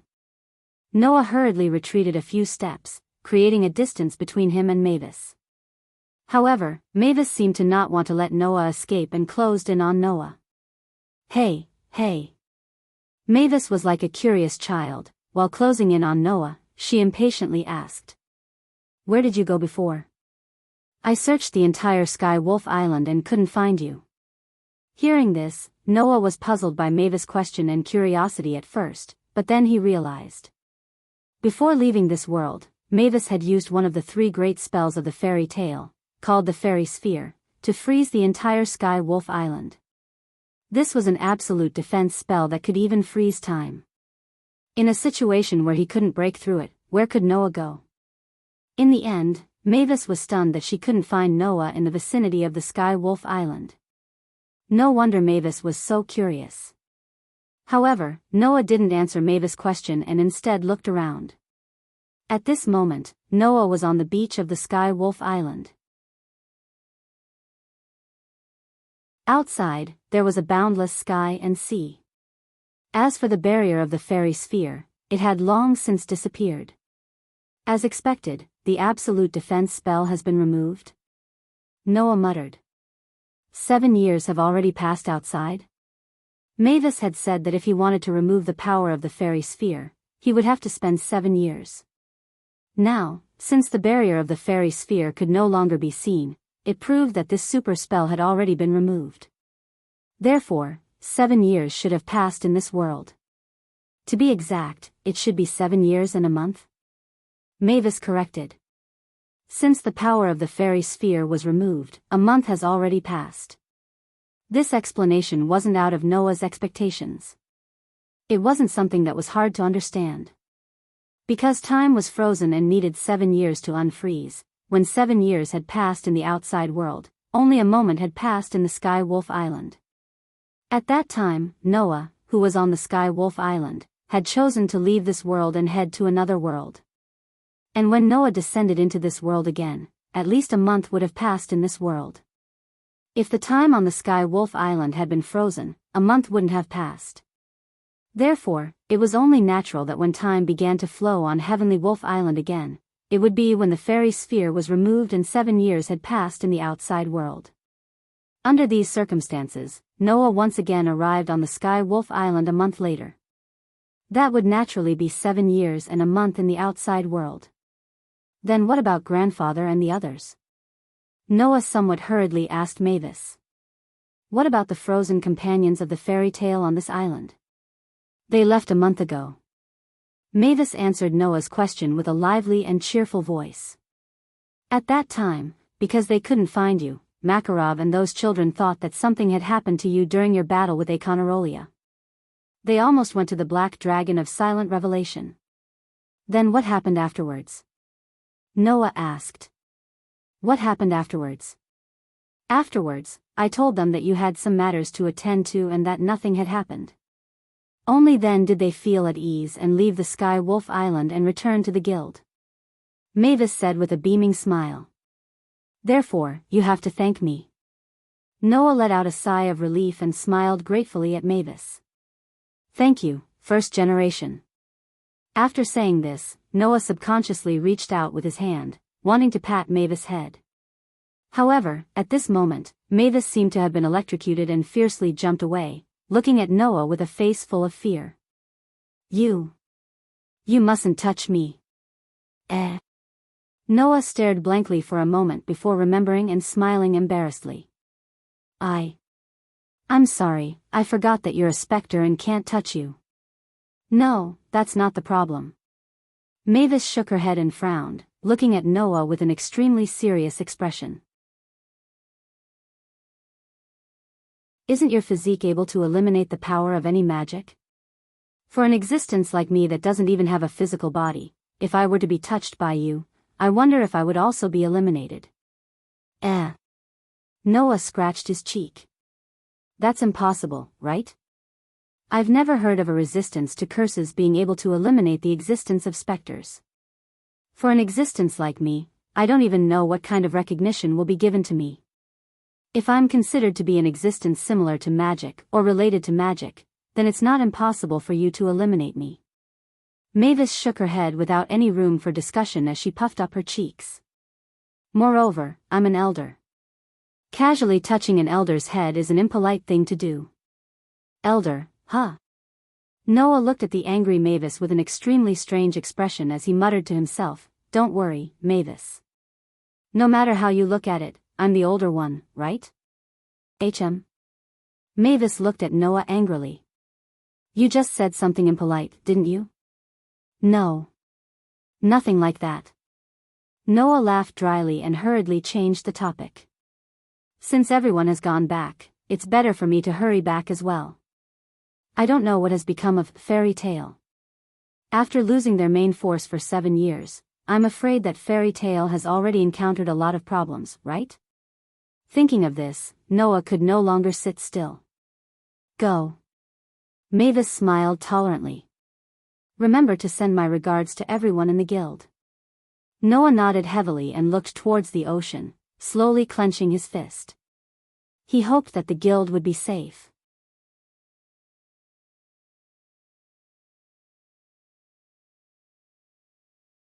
Chapter 1632. Fiori Kingdom, Villa Magnolia. Compared to 7 years ago, Magnolia was neither prosperous nor weak. It was still the same as before, as if nothing had changed at all. It was bustling with activity.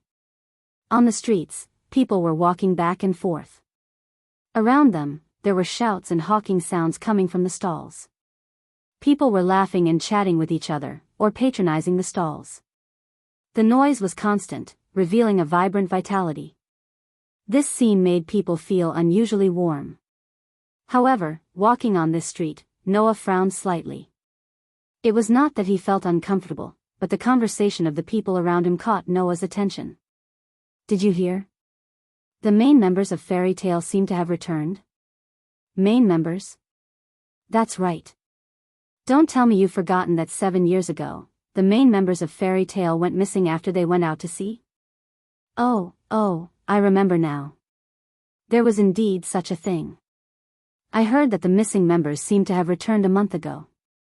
So that means that the guild is preparing to rise again? How can that trash guild rise again? Even if the main members are back, what can they do? It has already been 7 years, right? Well, that's true. A trash guild will always be a trash guild. Yeah. Noah's frown deepened as he listened to the conversation. There was a hint of anger and helplessness in his dark and deep eyes. Sure enough, 7 years will definitely cause problems. Noah was already mentally prepared for this. However, after confirming this, Noah's mood was both helpless and relieved. He was helpless because this result did not change. As for the sigh of relief, it was naturally because of the news about Fairy Tale. Although he did not know the current situation of Fairy Tale, but from the conversation of these people, the guild seemed to still be alive. As long as the guild was still alive, it was fine. Now, Noah clearly knew what kind of existence he was, and what kind of fate he had to bear.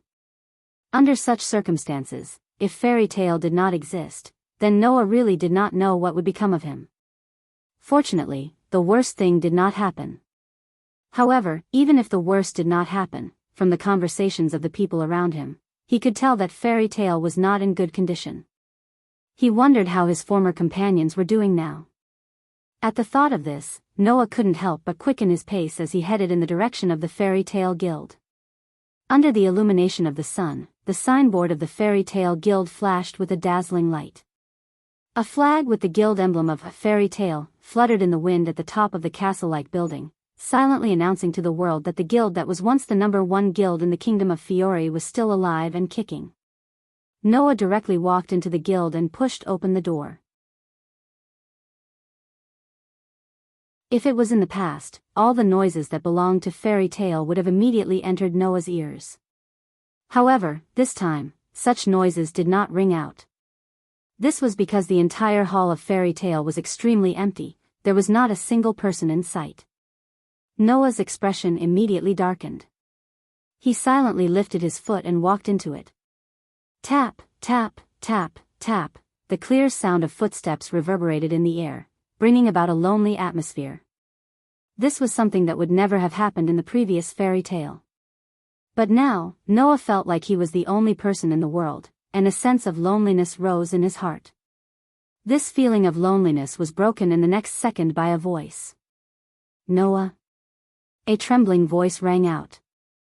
Hearing this voice, Noah's footsteps paused, and he immediately turned his head to look at the source of the voice.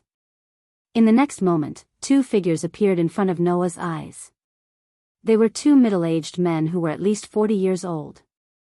At this moment, these two middle-aged men were looking at Noah with an expression of disbelief. Their eyes were brimming with tears, as if they were in disbelief. Looking at the two middle-aged men, Noah hesitated for a moment, and spoke with uncertainty. Are you Makeo and Wakaba? After hearing Noah's words, the two middle-aged men finally believed what they had seen. You're back. Noah. Makeo was overjoyed. That's great. You're finally back. President and the others didn't see you when they came back, so we thought something had happened to you. Wakaba was also overjoyed. Looks like you're safe, that's great. Seeing Makeo and Wakaba's joyous expressions, Noah's heart finally felt full. No matter what changes had happened to Fairy Tale, the only thing that mattered to him was the feeling of caring for his companions. Even after 7 years, it still hadn't changed. You're all old. Noah first sighed, then he thought of something and hurriedly asked. Right, where's everyone in the guild? Just as these words were spoken, an aged voice that was filled with surprise and joy rang out. Oh. Noah. You're back. Along with this voice, a short and old figure slowly walked out from the inner section of the guild. It was Makarov. Grandfather. Noah's heart suddenly calmed down. Where have you been? Makarov said reproachfully. I've been gone for a month. Mira and Lisanna were worried to death. Makarov's words elicited an extremely strong reaction from Makarov and Wakaba. President, you haven't seen Noah for a month, but we haven't seen him for 7 years and 1 month. Yes, you're just worried, but we were once in despair. From Makeo's and Wakaba's voices, Noah could clearly hear the excitement in their voices. That was true. To Makarov, Noah had only been missing for a month. However, to those who stayed in Fairy Tale, Noah had been missing for 7 years and 1 month. How could they not be excited? Fortunately, the members of Celestial Wolf Island group had already returned a month ago. Otherwise, who knows how excited Makeo and Wakaba would be at this moment. No matter what, it's good that you're fine. Noah was relieved. Even after 7 years, the guild still hasn't changed. Noah said this from the bottom of his heart. However, Makeo and Wakaba refuted him. That's where you're wrong, Noah. Makeo sighed. The guild has changed a lot. Didn't you notice that the members of the guild aren't here? Wakaba said helplessly. Apart from your Celestial Wolf Island group, there are less than 10 people left. The rest have all left the guild. So it's like that? Noah sighed faintly. It was natural for the guild to encounter such a situation. After all, if the main force wasn't here, how could the guild continue to be the #1 guild in the Fiori Kingdom? Without the main force, there wouldn't be any powerful magic shooters to complete the difficult missions. This way, the missions would decrease, the income would decrease, the management wouldn't be good, and the members would leave. Anyway, sit down first. Makarov looked at Noah. I'll tell you the details of the guild. Noah nodded.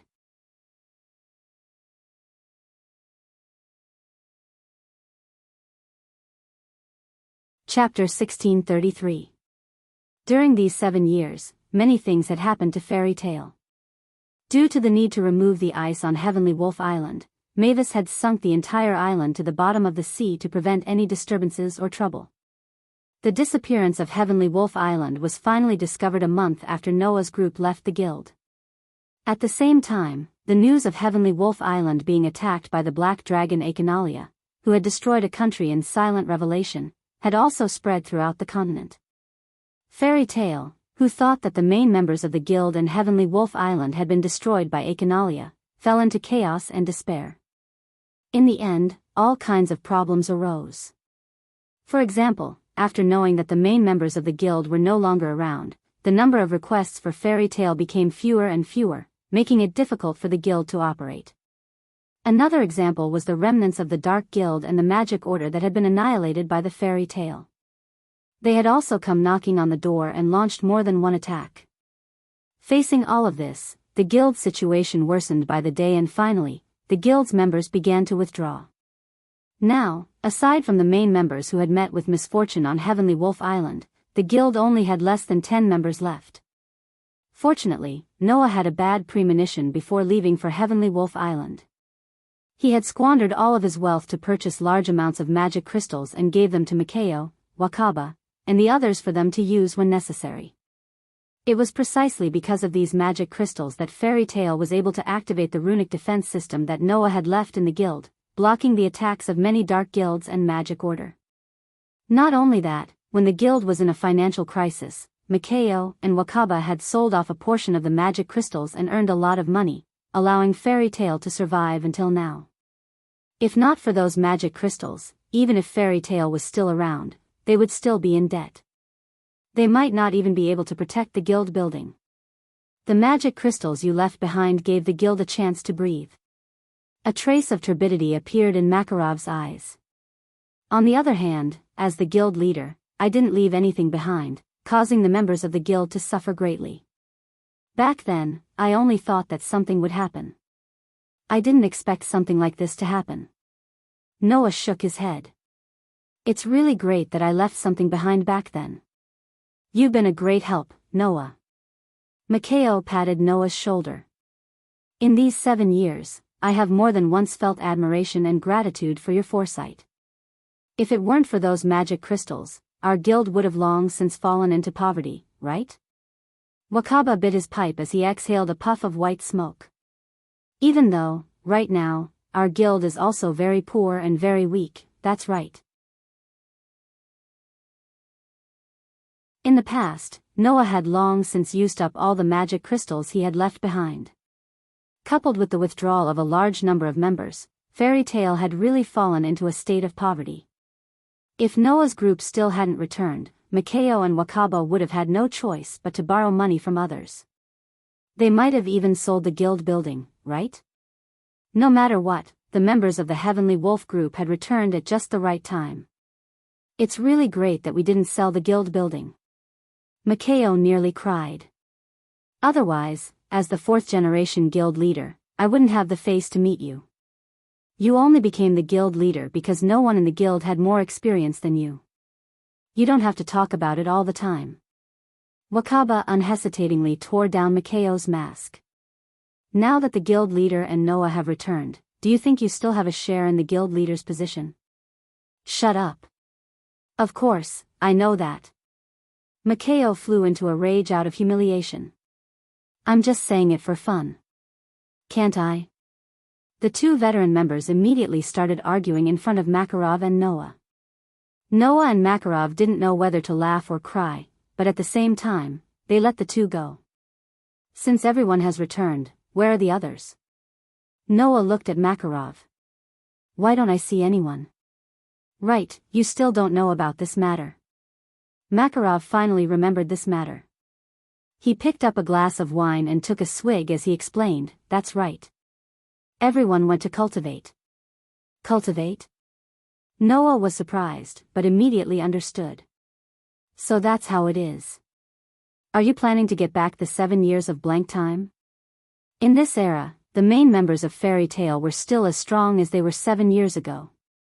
In other words, everyone else had obtained 7 years of growth time. Only the main members of Fairy Tale didn't have the slightest bit of growth in these 7 years. I'm afraid that Naz, Gray, and the others, who were able to occupy the first line of combat power in Fairy Tale, have already been reduced to the level of slightly stronger magic shooters in this era? If they didn't cultivate properly and got back the 7 years of blank time, even if the main members returned, there wouldn't be many people who would entrust them with difficult tasks. This was also the reason why people thought that even if the main members returned, Fairy Tail would still be a trash guild. Now, Fairy Tail is no longer the #1 guild in the kingdom. Instead, it has become an existence at the bottom. Makao complained. For example, Lamia Scale and a Blue Pegasus have now far surpassed us. Especially Lamia Scale, they are now the #2 guild in the kingdom. They are much stronger than us. No matter what, in Lamia Scale, there is still a Tura. Wakaba shrugged. They have a member of the top 10 Saint Magicians and a combat expert like Leo. It's impossible for them not to be strong.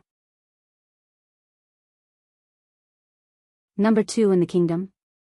Noah noticed another detail. Then, who is the #1 in the kingdom? I heard that it was a very small guild 7 years ago. Makarov said with an indifferent attitude as he continued to drink his wine. However, that guild changed its leader in these 7 years and also brought in 5 very powerful magic shooters. As a result, it developed to the point where it is now the #1 guild in the kingdom. In other words, it's that guild that replaced us, right? Noah looked at Makao. What is that guild called? The guild is called Saber-Tooth. They are very powerful. Makao stroked his chin. In my opinion, that guild is much stronger than when we were at our peak 7 years ago. Not to mention Saber-Tooth, even Lamia Scale, and a Blue Pegasus are much stronger than we were in the past. Wakaba said with annoyance. At least, I don't think that we can fight them after training for a few months. Yes. Makao nodded. Even if it is Noah, I don't think he can do anything to them now. A gap of 7 years is too serious. Wakaba said jokingly to Makarov. Leader, why don't we learn from Saber-Tooth and change the leader? Maybe we can return to our peak in a short time? Wakaba's words made Makarov stop drinking and narrow his eyes. You reminded me. Makao and Wakaba were startled. At this time, Makarov suddenly said to Noah. Let me show you something. Noah was also stunned. Something? What thing?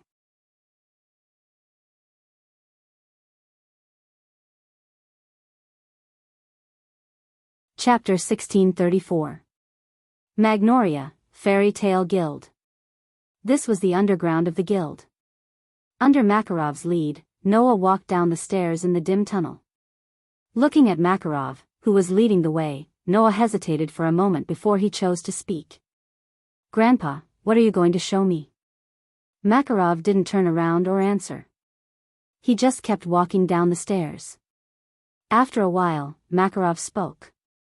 On Sirius Island, you once brought back a young man, right? Makarov's words made Noah's expression freeze slightly. That young man seems to be the black magician Jerf who existed 400 years ago. Makarov's voice became solemn. Is this true? I don't know. Noah shook his head. But Hades did call him Jerf. If that person said so, then it's true. Makarov smiled bitterly. As expected, Jerf has always been cursed by God and managed to survive. His words made Noah raise his eyebrows in surprise. Grandpa, you know that Jerf has been cursed by God? Not only do I know that Jerf has been cursed by God, but I also know the true form of the curse on him, Makarov said in a deep voice. That is the curse of the god of Anxalam. God of Anxalam? Noah was stunned. Anxalam is the god of life and death, Makarov said. 400 years ago, because Jerf conducted research on life and death, he seriously violated the domain of the god of Anxalam and was cursed by that god. That is an ancient curse called the curse of contradiction. Makarov's voice became extremely solemn. If the person who receives this curse respects life, then he will take away the lives of those around him. The more he respects life, the more the curse will release the energy of death, causing a lot of deaths and injuries around the cursed person. On the other hand, if he doesn't respect life, then he won't release the energy of death. That is why it is called the curse of contradiction. And this curse, in addition to taking away the lives of others, can also give the cursed person an immortal life. Makarov sighed. The reason Jerf was able to survive 400 years ago is because of the power of this curse, right? Noah suddenly recalled the scene when he met Jerf on Sirius Island. At that time, Jerf did release a huge amount of energy of death, causing the life around him to be devoured. At that time, apart from Noah and Wendy, who was protected by Noah, all the life around them was taken away. Is that the curse of the god of Enrich? Noah couldn't help but mutter. What a vile curse. The curse would only take away the lives of others if it respected life. Didn't that mean that the more the cursed person cherished others, the more he would take away the lives of those he cherished? Such a vicious curse could no longer be described as a bad taste. The reason why Jerf was so desperate and agitated to beg Noah to kill him was because he was tortured by this curse, right? Moreover, the most vicious black magic shooter in history was someone who respected life. That was equally shocking. If it wasn't because he respected life, then Jerf wouldn't have triggered the energy of death on Sirius Island that almost affected Noah, right? What a vile hobby. Makarov heard Noah's mutterings clearly. After a moment of silence, Makarov spoke calmly. The first generation was also cursed by that vile hobby. Noah suddenly raised his head and looked at Makarov in shock. What did Makarov say just now? The first generation was cursed as well? Was he cursed by the god of Enrich? It can't be, right? That was before the creation of fairy tale. Makarov didn't seem to know how shocked Noah was at this moment. He continued to walk down the stairs and began to tell his story. He continued to walk down the stairs. 100 years ago, the first generation was just a member of a small guild. At that time, the magical world wasn't as orderly as it is now. There were all sorts of conflicts and even killings between guilds in order to fight for territory, resources, and commissions. This made the era very chaotic. Makarov's voice rang clearly in the passage. At that time, the guild that the first generation was in was destroyed because of a dispute. The first generation then wandered to Sirius Island and lived there. After that, the first generation met 3 treasure hunters who came to Sirius Island to look for treasures. They left Sirius Island together and came to Magnolia. Makarov paused slightly. Along the way, the first generation and the 3 treasure hunters met an incredible black magic shooter, and learned magic from him. Black magic shooter. Noah's eyes began to sparkle. That so-called black magic shooter should be Jeffrey, right? Did that mean that the first generation learned his magic from Jerf? This was yet another shocking fact. At that time, Magnolia was under the control of a dark guild, and the lives of the people were very difficult. Makarov continued. In order to save Magnolia from the hands of the dark guild, the first generation used an incomplete black magic. In the end, he paid the price of his body being unable to grow. So, the reason why the first generation's body was so petite was because of this? After that, the first generation and the 3 treasure hunters created Fairy Tale, and became the 4 founders of Fairy Tale. Makarov glanced at Noah. Among them, there was Hades, whom you defeated. In addition, my father, your great-grandfather, Yuri Doria, was also among them. After that, everything in Fairy Tale was on the right track. The first generation also worked hard on various activities for the development of Fairy Tale. Makarov closed his eyes. Until one day, the first generation met Jerf again, and learned something from him. Hearing this, Noah understood. Seems like you've guessed it. Makarov's voice sounded a little old. That's right, the first generation's body didn't stop growing. Instead, like Jerf, he was cursed by the god of Enrich, and became immortal. But, isn't that a little strange? Noah couldn't help but ask. Since he's immortal, why did the first generation die? That's because the god of Enrich's curse will cause those who cherish their lives to harm those around them. In order not to harm his companions in the guild, the first generation left the guild, found Jerf, and asked him to kill him, Makarov explained. But, Jerf asked the first generation to kill him if there was a way. As 2 people with immortal lives, both the first generation and Jerf couldn't kill each other. Because of that, they were heartbroken that each other didn't cherish their own lives. Makarov shook his head and sighed. In the end, this action triggered the curse of the god of Enxalam, who both respected each other's lives to the greatest extent, causing the two of them to start taking each other's lives at the same time. Take each other's lives at the same time? Noah frowned. But, the first generation and Jerf are both immortal, right? They can't be killed, right? That's right. Makarov nodded. Therefore, the curse of contradiction created an even greater contradiction, allowing the side with the stronger curse to take away the other side's life that should have been immortal. In other words, only one of them died in the end. There was no need to explain who that person was. That was how the first generation was killed by Jerf's curse.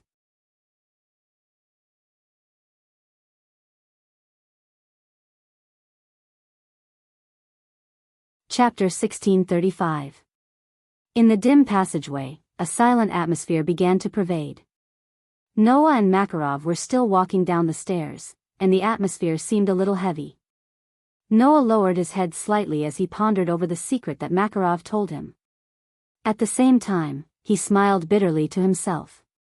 Who would have thought that in less than a day, he would actually learn so many secrets? Noah only found out about his real identity and mission today, including the secrets and disasters of the many worlds in Between Worlds. Now, after returning to the guild, he found out about such secrets in Fairy Tale. If it weren't for Noah's strong mental fortitude, he wouldn't have been able to digest so many things in such a short time. And that wasn't the end of it. Makarov intended to tell Noah's secrets, and that wasn't all. Everyone thought that the first bloodline had passed away, Makarov said abruptly. But, in fact, the first bloodline didn't really die at that time. Noah was stunned on the spot, and he didn't know how to react. What's going on? Makarov seemed to have seen through Noah's confusion and explained the truth. At that time, the first bloodline was only in a state of suspended animation. His heart was still beating. Jerf sent the first bloodline, who was in a state of suspended animation, back to Fairy Tale. At that time, the second-generation guild leader, Presido, also known as Hades, discovered that the first bloodline wasn't dead, so he used the magic crystal in the guild's basement to revive the first bloodline. This attempt ended in failure. Speaking of this, Makarov clenched his fists with a heavy expression. However, Hades lived up to his reputation as a genius who was closest to the demonic abyss. Although his attempt ended in failure, he unexpectedly developed a magic spell that transcended eras by using the first generation's body that was sealed in a magic crystal and possessed the semi-permanent life support ability of the first generation. The three great spells above, Fairy Tale, Fairy Law, Fairy Glitter, and Fairy Sphere. Makarov said word by word. That is the permanent spell, Fairy Heart. Fairy Heart? Noah muttered softly. There was shock and astonishment in his voice. A spell developed from the semi-permanent life support ability of the first bloodline? Only the guild masters of Fairy Tale knew about the existence of that spell. We also called it Lumen Starlight, Makarov reminded him. You should still remember when Hades came to Magnolia and spent a lot of effort to kidnap our guild members, right? Of course, Noah remembered this matter. After all, at that time, Hades specially came to Magnolia because of Noah and spent a lot of effort to kidnap the members of Fairy Tale, forcing Noah to come out of town. At that time, the reason why Hades didn't dare to attack Magnolia directly and chose to go to such great lengths was because he was wary of the existence of Lumen Starlight, Makarov said. As long as that is there, no matter what kind of enemy we face, we have a chance of winning. Even if it's Jerv and Econarolia, it's the same. Makarov's words made Noah more or less silent. So, there was such a trump card in Fairy Tale? But, there was no way for others to know about it. Not to mention other things, just the Lumen Starlight itself was developed with Mavis' body as the center, and the principle of its establishment was because Mavis had been cursed by Enxalam. If this matter was spread out, it would definitely affect the entire Fairy Tale, right? Moreover, this permanent spell was developed with Mavis' body, which was equivalent to a human experiment. If the council knew about this matter, then fairy tale would very likely be banned. Not to mention, if lumen starlight was really a magic that could defeat even Jerf and Econarolia, then it would definitely attract the covetous eyes of all kinds of people, making fairy tale a target of public criticism all of a sudden. Apart from that, the various secrets related to lumen starlight would also cause all kinds of trouble. For example, if the world knew that the founders of fairy tale, like Mavis, Hades, and Yuri had learned magic from the fiercest dark mage in history, it was not impossible to report fairy tale and have the council demote fairy tale to a dark guild. So, this was a secret that only the guild leaders of each generation knew about, right? And now, since Makarov had told this important matter to Noah, it could only mean one thing. "Grandfather," Noah said with a complicated expression. "Are you preparing to retire?" Because of the magic crystals you left behind, fairy tale was given a chance to breathe in these 7 years, which proved that you were farsighted. Makarov was silent for a while, then sighed. "This old man is already old, and my grandson is so outstanding. It is time for me to retire." Noah opened his mouth, but in the end, he did not say anything. Just like what Makarov said, he was already old.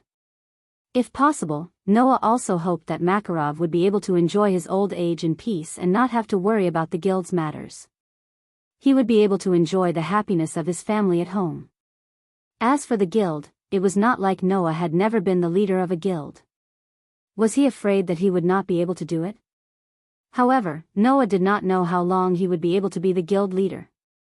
After all, not long after, Noah would also have to fight against the disasters that threatened the various worlds. At that time, if he succeeded, then it would not matter. If he failed, then Noah would be destroyed by shadow, along with the myriad of worlds. Since that was the case, then there was no need to be calculative. If he won, then he would return to being the guild leader. If he lost, then he would disappear together. It did not matter how long it would last. Thus, Noah nodded heavily. "I understand, Grandpa." The heaviness and vicissitudes of life on Makarov's face finally faded, and he smiled with some relief. "Well, you don't have to worry. For the time being, I will stay in this position for a while. When there is a chance, I will announce this matter." While talking, the two finally arrived at the underground. At the end of the stairs, there was a palace that was not too vast. After passing through this palace, a door appeared in front of Noah and Makarov. Boom, with a heavy thud, the door slowly opened. What appeared in front of Noah was a vast basement. The basement was very empty. Only in front of them stood a huge crystal. And in that crystal, a young girl like a fairy was floating inside, naked. Her eyes were closed, and her face was serene. She was like a sleeping beauty, very beautiful. "That is lumen starlight." Makarov looked up at the crystal and said very solemnly. "It symbolizes infinity, the eternal magic that can produce inexhaustible magic, fairy heart. Now, I entrust it to you." Makarov looked at Noah, and his voice was unprecedentedly serious. "I hope you can guard it well and use it properly." Noah looked at the girl in the crystal and nodded silently.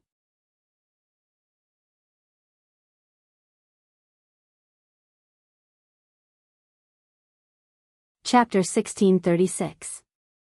In the basement, a huge crystal shone in the darkness. Inside the crystal, a naked, seductive girl with her eyes closed was suspended in the air. That scene was both beautiful and sacred, causing others to be unable to produce the slightest trace of evil thoughts.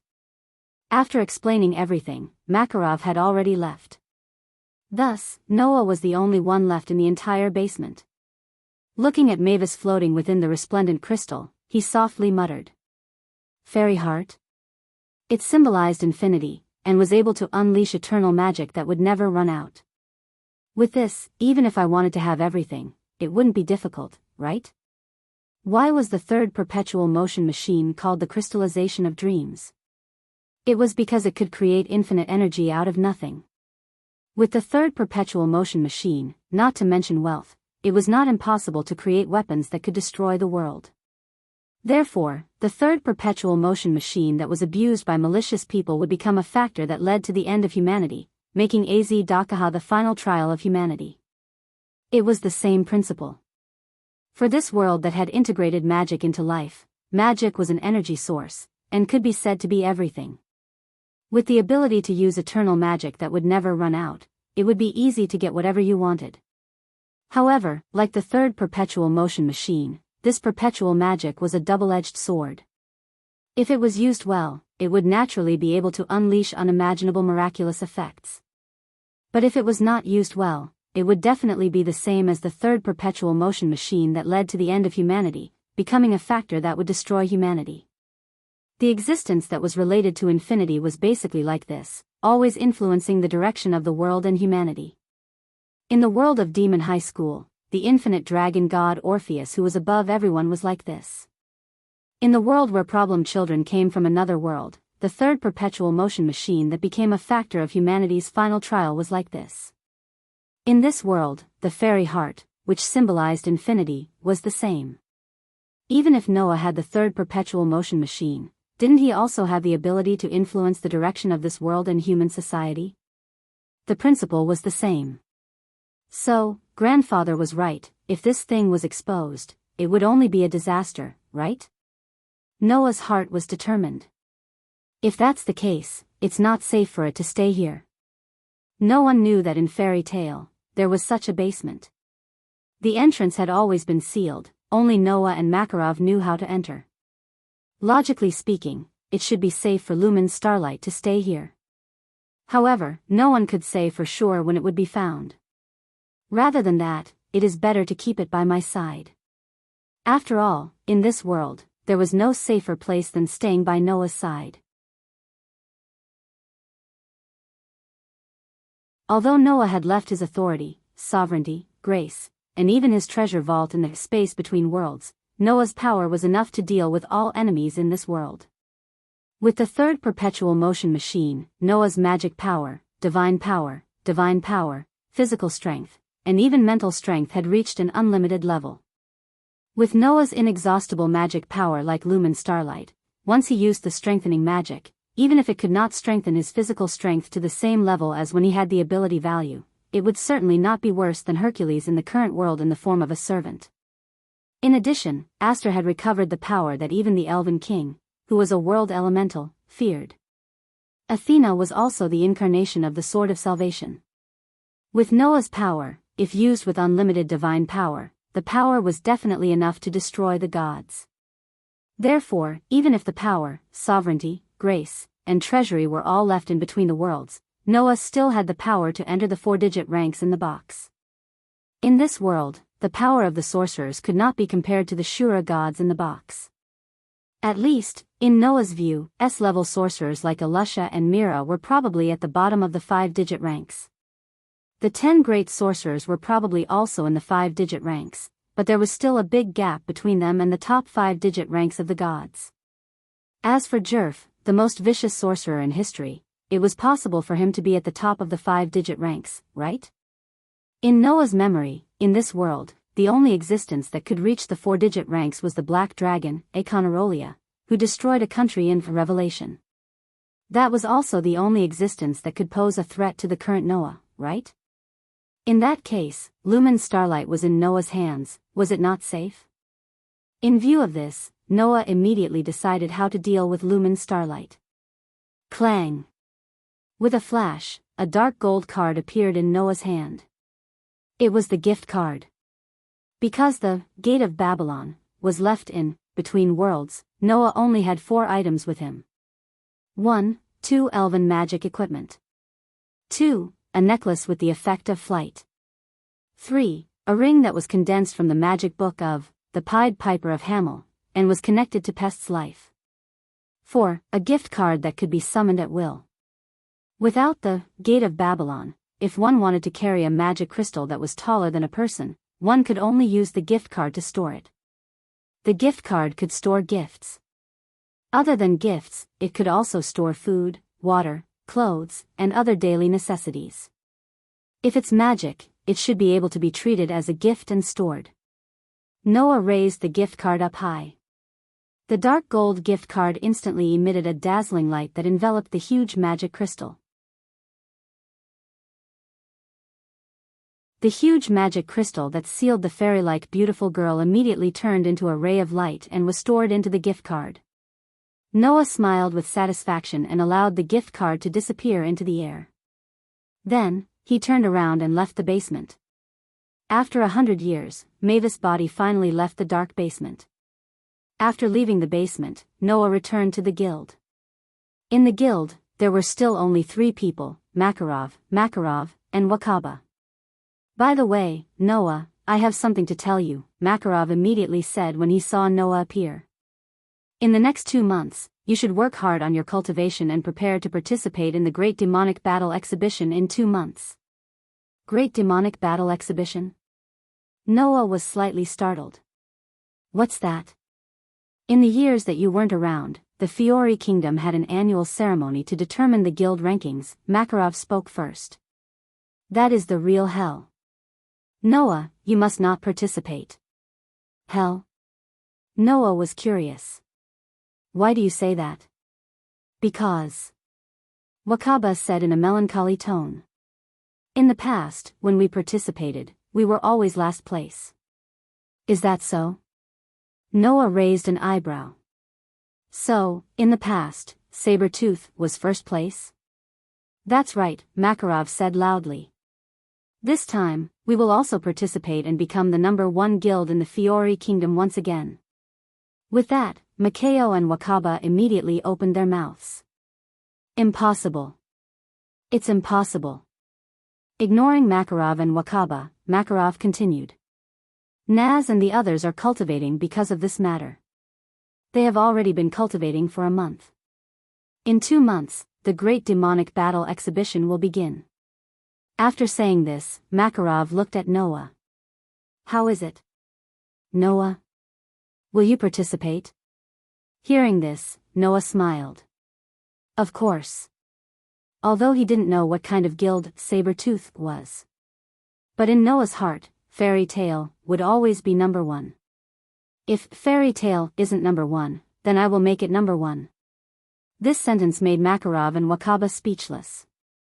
Makarov laughed out loud.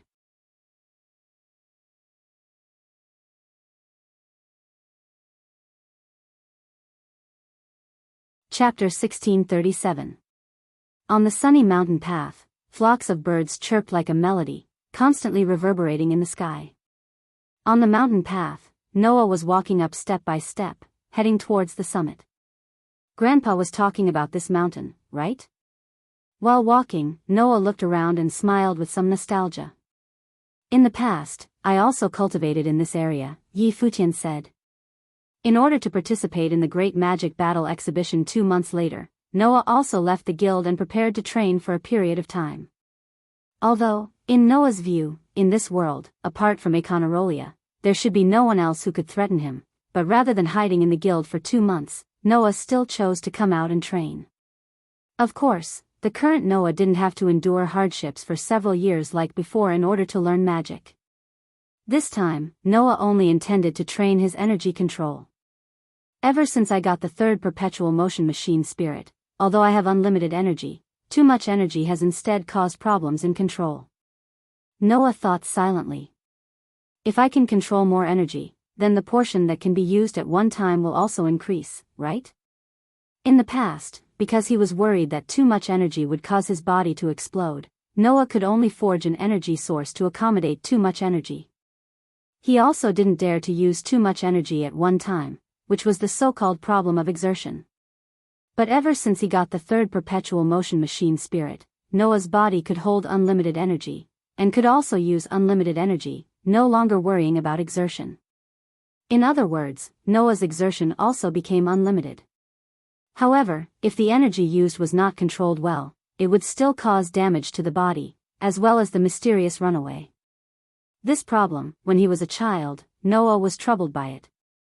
Therefore, Noah understood that if he didn't properly train his energy control, even if he had unlimited energy, it would only cause a destructive disaster to the surroundings. When I was a child, my mana went out of control, and I almost destroyed the guild. Noah couldn't help but be speechless. If the current me were to go berserk with the unlimited energy in my body, the entire continent would be destroyed, right? For this reason, Noah needed to retrain his energy control. As long as Noah could control more energy without worrying about the problem of output and consumption, the more energy he could control, the more his strength would increase proportionally. For example, if one could use more mana, the power of magic and spells would increase. Another example was that the more divine power one could use, the more powerful the elven device would be. Now, consumption and exertion were no longer a problem that troubled Noah. The only problem that really troubled Noah was the amount of energy he could use at one time. Fortunately, this problem could be solved with diligence. It would be great if there was a strong enough opponent for me to practice with. Noah thought with regret. It had to be known that Noah, as a human, was also a godslayer. The stronger the opponent, the more he could improve his strength. In the past, Noah had fought many strong people in the box court, including the final trial of Absolute Evil and A Closed World, which allowed him to improve a lot. Among them, there was an improvement in his control of energy. Unfortunately, in this world, no one was qualified to be Noah's opponent except for Akonarolia. Incompetent opponents, no matter how many of them there were, would only be a negligible improvement to Noah. In the end, I can only rely on diligence. Diligence was diligence, but Noah didn't need to be nervous about anything now. With Noah's current strength, it was enough to deal with all the enemies in this world. The reason why he chose to be diligent was because he didn't want to waste these 2 months. And if possible, of course I want to train with my future wives and spend these 2 months together. Noah raised his head and looked in the direction of the mountain top, an expectant smile unconsciously appearing on his face. Mira and Lisanna are there, right? After Noah decided to train, Makarov told Noah the whereabouts of Mira and Lisanna. Noah came to this mountain because of this reason. It's just that I didn't expect that they would be training here. With this thought, Noah continued to walk in the direction of the mountain top. At this time, in the direction of the mountain top, a violent explosion suddenly shook, causing flames and dust to sweep up at the same time. Noah looked at the sudden explosion on the mountain top with a surprised expression, then smiled slightly. It seems that they are indeed training hard. Leaving such a sentence, Noah didn't waste any more time. He directly floated up and flew in the direction of the mountain top. Not long after, Noah arrived at the mountain top. A violent explosion occurred again, causing waves of fire to shake out like a storm, rushing in all directions. And in the flames, 3 figures were crisscrossing and crisscrossing. Among them, a figure rushed into the sky, directly rushed out of the waves of fire, spread a pair of wings, and flew up. It was a girl wearing revealing tights. Her arms were like the hands of a devil covered in scales, looking very ferocious, a pair of bat-like wings on her back, a tail like a crocodile, and hair straight to the sky, looking very evil. Impressively, it was Mira who used the receiving magic to receive the devil's soul of Satan. At this time, Mira was completely without her usual gentle and considerate appearance, transforming into a terrifying devil. A pitch-black energy light flashed in her hand, converging into the shape of a ball, raised high above her head, and fiercely threw it down. Whoosh! The pitch-black magic light suddenly turned into a meteorite, falling from the sky, carrying a sharp sound of breaking through the air, and in the vibration of the atmosphere, violently shot down to the waves of fire below. It's coming. A real man. In the waves of fire, 2 voices sounded in succession. The 2 voices belonged to Lisanna and Elfman. The 3 siblings of the Strauss family came to this mountain together and began to cultivate. Like Mira, Lisanna and Elfman both used the receiving magic. However, Mira received the soul of a devil, Lisanna received the soul of an animal, and Elfman received the soul of a demon. Thus, Lisanna received the soul of a cat, wearing a cat-like fur top and bottom, growing cat ears on her head, a cat tail on her back, and a pair of hands turned into cat claws, her figure nimbly leaping away. As for Elfman, he seemed to have received the soul of some kind of demonic creature, and one of his arms became extremely hideous and terrifying like a lizard's arm. He threw a punch at the ball of mana that was shooting towards him. Accompanied by an explosive sound, the pitch-black magic light exploded in front of Elfman's ferocious fist, setting off a shocking impact and flames. In the midst of the explosion, Elfman flew backwards like an arrow from a bow, fiercely smashing into a rock, causing cracks to appear on the rock. One could only imagine how much power Mira had used in that attack. "Brother Elfman?" Lysana cried out in shock, then froze on the spot. Mira had appeared behind Lysana at some point and raised her hand, facing Lysana's back, gathering pitch-black magic light in her hand. "Wait! Sister Mira, wait!" Lysana hurriedly raised her hand. "We surrender." The magic gathered in Myra's hand slowly dissipated as she sighed with a cold expression. "Really, the two of you. One only knows how to fight force with force and doesn't know how to dodge at all. The other is always distracted by big and small matters. If this continues, in 2 months, you'll be suppressed by others." Ugh! Lysana was speechless. Only Elfman, who was paralyzed in front of the cracked rock, raised his hand weakly. "But, sister, fighting force is what a man is." Mira immediately glared at Elfman, causing Elfman to shudder and shut his mouth. Seeing this scene, Noah couldn't help but laugh out loud. This laughter was immediately heard by Mira, Lysana, and Elfman. Seeing Noah floating in the air, unable to hold back his laughter, the siblings were first startled before they were pleasantly surprised.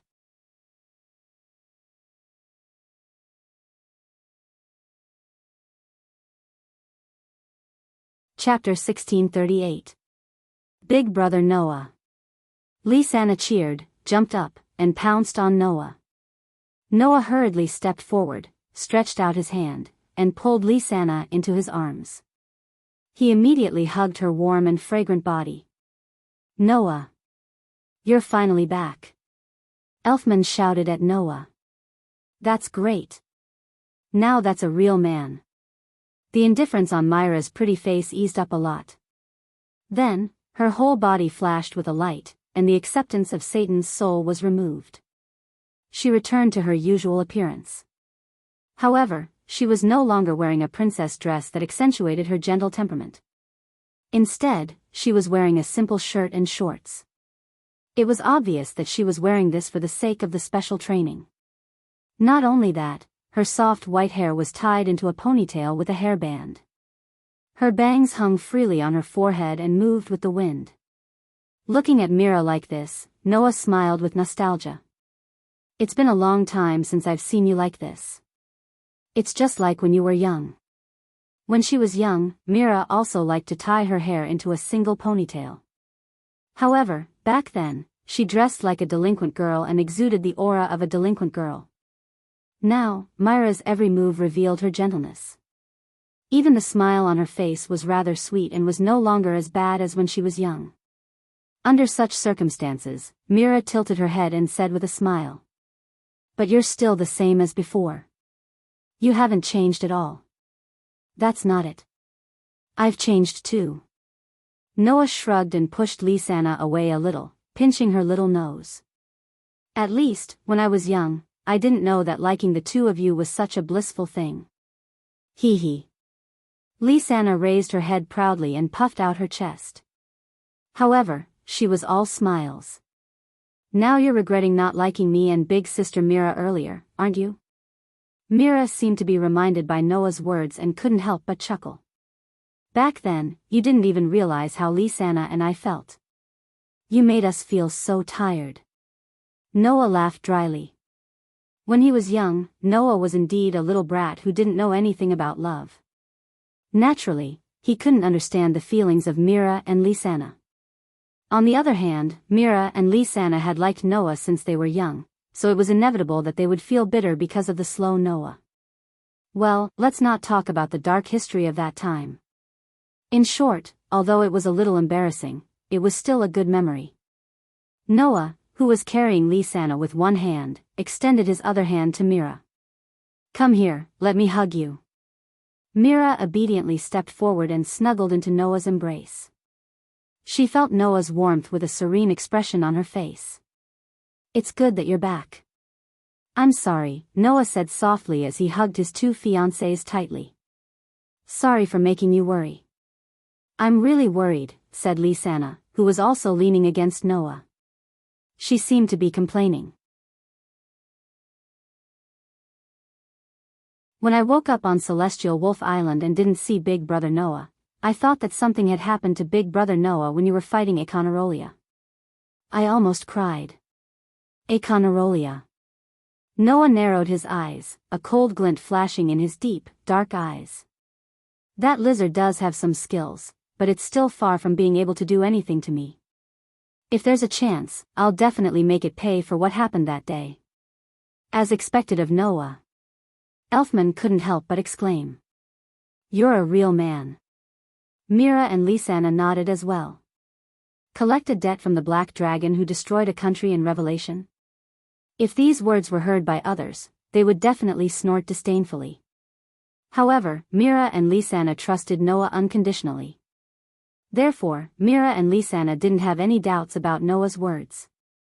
Not to mention, the battle between Noah and Econarolia was also witnessed by the main members of the Celestial Wolf group. Although the result was left undecided, the battle between Noah and Econarolia wasn't one-sided. Not only that, Noah also forced Econarolia into desperate straits several times, displaying extremely powerful strength. Mira and Lysana both believed that even if his opponent was the Black Dragon that destroyed a country, Noah wouldn't lose. After a heartwarming reunion, Noah, Mira, and Lysana parted ways.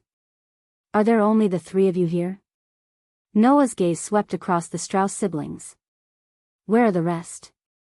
Naz, Gray, Elusha, Lucy, Wendy, Lebby, Hubby, Summer Lulu, Jet, and Troy went to the beach, Lysana replied obediently. Laxas, Fred, Bikeslow, and Abagrin went to another city. Gajeel, Jubia, Kana, and Lily went to the mountain like us, but I don't know which mountain they went to. Elfman made a pose as if he was flexing his muscles.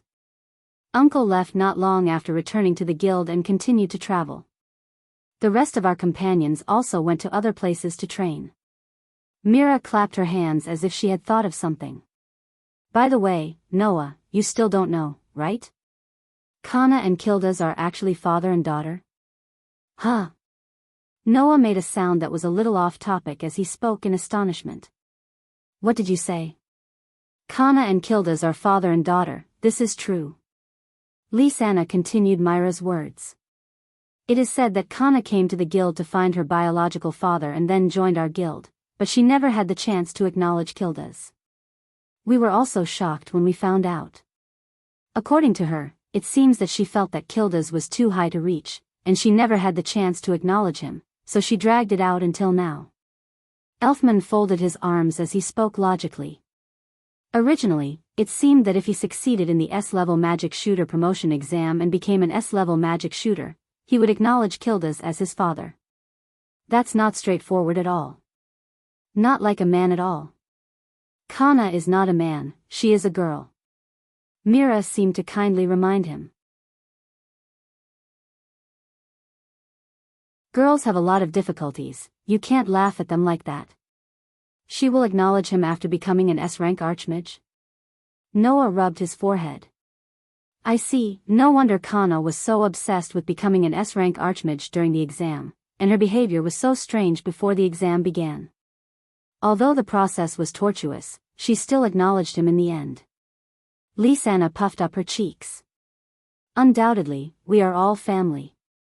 Wouldn't it be better to acknowledge him directly? Didn't Mira also say that girls have a lot of difficulties? Noah laughed. Moreover, do you think that all family members in the world are like you three siblings and have such a good relationship? No matter what, this is a good thing, Mira said regretfully. It's a pity that Kildas immediately left the guild to travel and doesn't know about the Great Demon Battle exhibition. Otherwise, our chances of winning would be much higher. Don't worry, sister. Sister. Elfman patted his chest. Even if there is no uncle, you still have a man. Brother Elfman and I couldn't beat Mira even when we joined forces, and he still wants to replace Kildas. What a fool. Lisanna hugged Noah's arm, her face full of joy. However, now that brother Noah is back, our chances of winning have increased. Yes. Mira nodded, looking at Noah with a gentle gaze that could soften one's heart. Noah will definitely make us the number one in the Fiori Kingdom again. Is that so? Noah spread out his hands. Makao and Wakaba both believe that even if it was me, I wouldn't be able to do anything if I had a 7-year gap. Those two fools don't know how powerful brother Noah is. Lisanna shook Noah's arm and said expectantly. Moreover, since brother Noah is here, why don't you train here with us? Fool. Noah pinched Lisanna's little nose again. If it wasn't for you, I wouldn't have come all the way here. Noah's words made Mira and Lisanna laugh happily. Noah is also here to train? Elfman grinned. That's a real man. Everyone burst into laughter at once.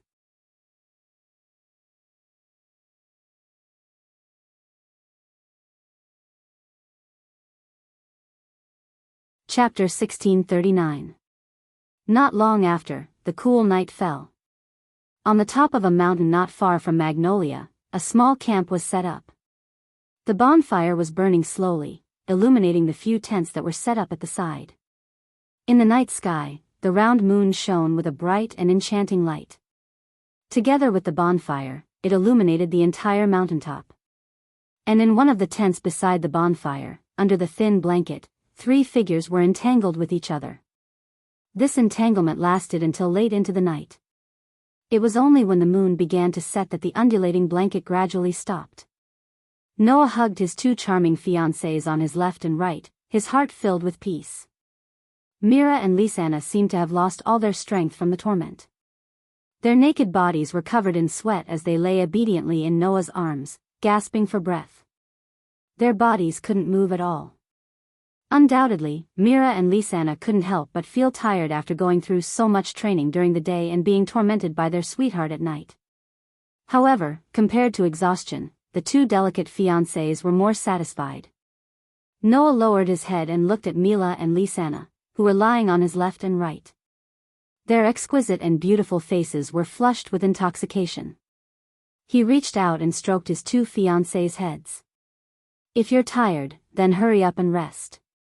Mira and Lisanna were still adjusting their breathing, but they shook their heads at the same time. Hey, big brother Noah. Lisanna wrapped her fair arms around Noah's neck as she snuggled up to Noah. Is there something on your mind? Noah, who was caressing Mira and Lisanna's heads, paused for a moment, but he recovered soon after. After a moment of silence, Noah spoke softly. Why do you say that? The one who answered wasn't Lisanna, but Mira. Because. Mira looked straight into Noah's eyes as if she was trying to see through Noah's heart. Today, instead of saying that you love us, it's more like you're acting spoiled towards us. Act coquettishly? Noah was dumbfounded. What kind of description is that? Big brother Noah, it's not realistic to continue hiding it. Lisanna's face was pressed against Noah's chest. I've already told you. Even if something happens to you, don't think you can hide it from the person sleeping next to you. Indeed, Lisanna had said the same thing many times, and Noah had also experienced it many times. Although it sounded like a sentence without any basis, for some reason, this sentence was unusually persuasive. At the very least, it wasn't the first time Noah realized that his feelings were easily discovered by Mira and Lisanna. I really can't hide anything from you guys.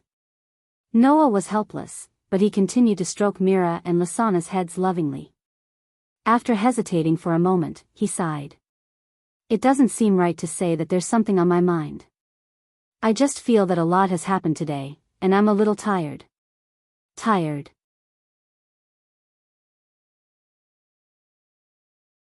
He was indeed tired. Not to mention the matter of the fairy tale and the fairy heart, just the things that he encountered and learned in the space between worlds were enough to make Noah feel tired. That was to be expected, wasn't it? If one day, someone suddenly told you that you had no parents, and that you weren't even born in your mother's womb, but an existence that was created, would you be able to accept such a thing at the first moment? Of course not, right? However, Noah accepted it. This was because Noah had long had a premonition that his existence was definitely not simple. If one day, someone told you that if you didn't stand up and fight against a terrifying enemy that had the power to destroy thousands of worlds, then not only you, but also your family, friends, lovers, and all the worlds that your companions existed in would be wiped out, would you be able to make the decision to fight immediately? Of course not, right? However, Noah managed to do it. Because if even Noah didn't fight, then who else could? Moreover, Noah only wanted to rely on his own hands to protect the important people. So, Noah calmly accepted it all. If it was a normal person, facing all this, they would probably be in a mess right now, right? However, Noah didn't. When he was young, in order to control his own emotions and prevent them from causing his mana to go berserk and harm his friends, Noah had no choice but to strengthen his state of mind. In the world of the Black Bullet, in order to protect the unfortunate children, in order to survive in the chaotic situation, Noah used a year and a half to stand out in the darkness of people's hearts. At this moment, the experience of the past had turned into the strongest will, allowing Noah to accept all this and bravely face it. However, that didn't mean that Noah wasn't tired. After shouldering so many heavy responsibilities, it would be strange if he wasn't tired. This kind of tiredness, after coming in front of Mira and Lisanna, could no longer be hidden. In front of his two beloved future partners, Noah unconsciously showed his tiredness. That was why Mira said that Noah was acting spoiled. However, to be more precise, it should be said that Noah was comforted by Mira and Lisanna.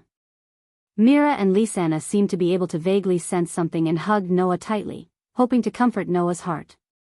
Leaning against Noah's chest and listening to Noah's heartbeat, Mira said softly, "If you're tired, then take a proper rest." Yes. Lisanna also couldn't help but agree. If it's Big Brother Noah, I believe that no matter what happens, he'll be able to solve it easily.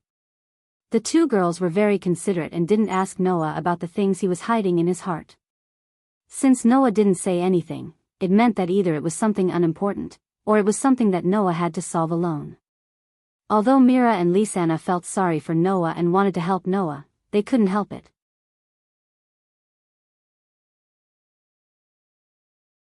Just like how Mira and Lisanna could clearly sense Noah's thoughts, Noah naturally understood what his two fiancés were thinking.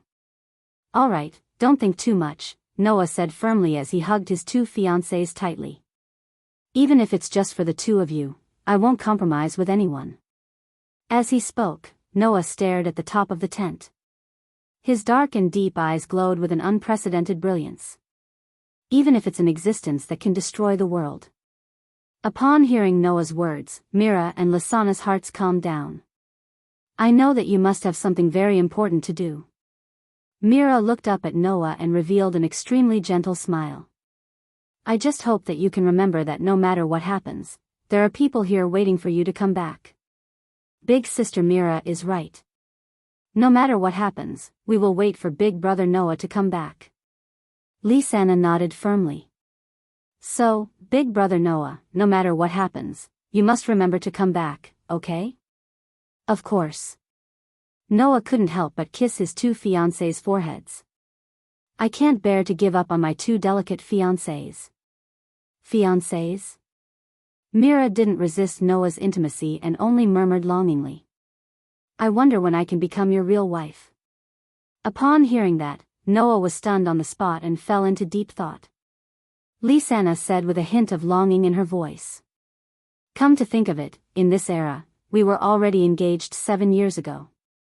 In the end, we haven't gotten married for 7 whole years." Looking at Mira and Lisanna's longing expression, Noah couldn't help but recall Gaia and Alea's words. "Don't leave behind any regrets?" Noah mumbled and finally made up his mind. "That's right. It's time for us to get married." This time, it was Mira and Lisanna's turn to be stunned.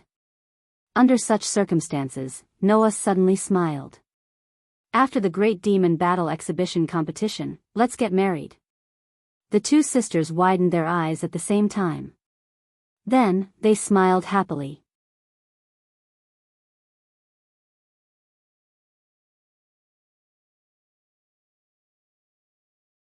Chapter 1640. The next morning. Wah. What? In front of the already extinguished bonfire, Elfman let out a loud cry filled with shock. We're getting married? Just as he shouted in shock, Elfman's head was viciously slapped, causing him to scream in pain. Why are you being so loud? Noah retracted his hand and glared at Elfman. Your sister and sister are still sleeping. Keep it down. Elfman immediately shut his mouth obediently with a resentful look on his face. Don't look at how big Elfman is, he is very afraid of Mira and Lysana. Especially Mira. When Mira was really angry, Elfman didn't even dare to take a deep breath. Noah, who knew Elfman's personality well, smirked. By the way, is it surprising that we've decided to get married? After hearing Noah's words, Elfman felt that he was making a fuss out of nothing. After all, Noah and the Strauss sisters were engaged. Since that was the case, it wouldn't be strange for them to get married at any time, right? Or rather, in the eyes of outsiders, Noah, Mira, and Lysana were already engaged 7 years ago, and they were only planning to get married 7 years later. That was already very slow. Of course, to the core members of the guild who were frozen on Celestial Wolf Island, Noah, Mira, and Lysana's engagement was only half a year ago. Even so, if there were no accidents, it would be time for them to get married in half a year. After all, Noah, Mira, and Lysana were already adults, weren't they? Is that so? Are my sister and Lysana finally going to get married? Elfman scratched his head. Although I knew that such a day would come, when I think of being the only one at home in the future, even a man would feel lonely. After marrying Noah, Mira and Lysana naturally wouldn't live with Elfman anymore. Ever since we were young, the three of us have never been apart. Elfman said emotionally. Now, sister and sister are both gone. I don't know when I'll get used to it. I'm sorry, Elfman. Noah smiled bitterly. I can only say that no matter what, I will make Mira and Lysana happy. That's enough. Elfman wasn't a wishy-washy person. After patting his cheeks, he pulled himself together. When do you plan to marry my sister and Lysana? Wait until the Great Demonic Combat Arts Exhibition competition is over. Noah smiled. First of all, I need to make Fairy Tale the #1 guild in the Kingdom of Fiore. Only then can I hold the grandest wedding and let those two sisters marry into my family. Oh, as expected of Noah, you're a real man. Elfman said with admiration. Oh, right, how are you going to solve the housing problem? You can't let sister and Lysana live in the guild with you, right? That's true. Noah stroked his chin. It seems that before marrying Mira and Lysana, I have to think about the housing problem. Do you need help? Elfman immediately asked. If you need money, I should be able to help.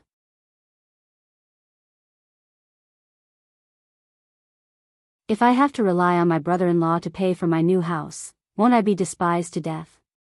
Noah rejected without hesitation. So, there's no need. But, are you okay? Elfman reminded. Although it's a little unmanly to say this, Noah, you must have squandered all your wealth for the guild, right? Indeed, Noah had already squandered all of the money he had in this world. He had exchanged it for magic crystals to help Fairy Tale survive the most difficult period of her life. In addition, Noah's treasure vault was left in the world space, so it could be said that he was now penniless. It was because of this that Elfman offered to help, right? Now that you mention it, this is indeed a problem. Noah frowned. Also, holding a wedding is not a small expense. It seems that I have to think about the money. So, you still need my help, right? Elfman patted his chest. Although I don't have much savings, I should be able to help a lot. After all, I'm a man. Holding a wedding and buying a house? Where did you get so much money? Noah couldn't help but laugh. Moreover, I don't want to just hold an ordinary wedding, and I don't want Mira and Lysana to live in a cheap house. If we really have to spend money, with your little savings, it's probably useless even if you have 10 times more. As a man, I really want to refute you, but I have to say that you're telling the truth. Elfman was speechless. Then, he seemed to have thought of something and shouted. Right. I almost forgot. If we get first place in the Great Demonic Combat Arts Competition, I think there's a prize of 30 million J. 30 million J?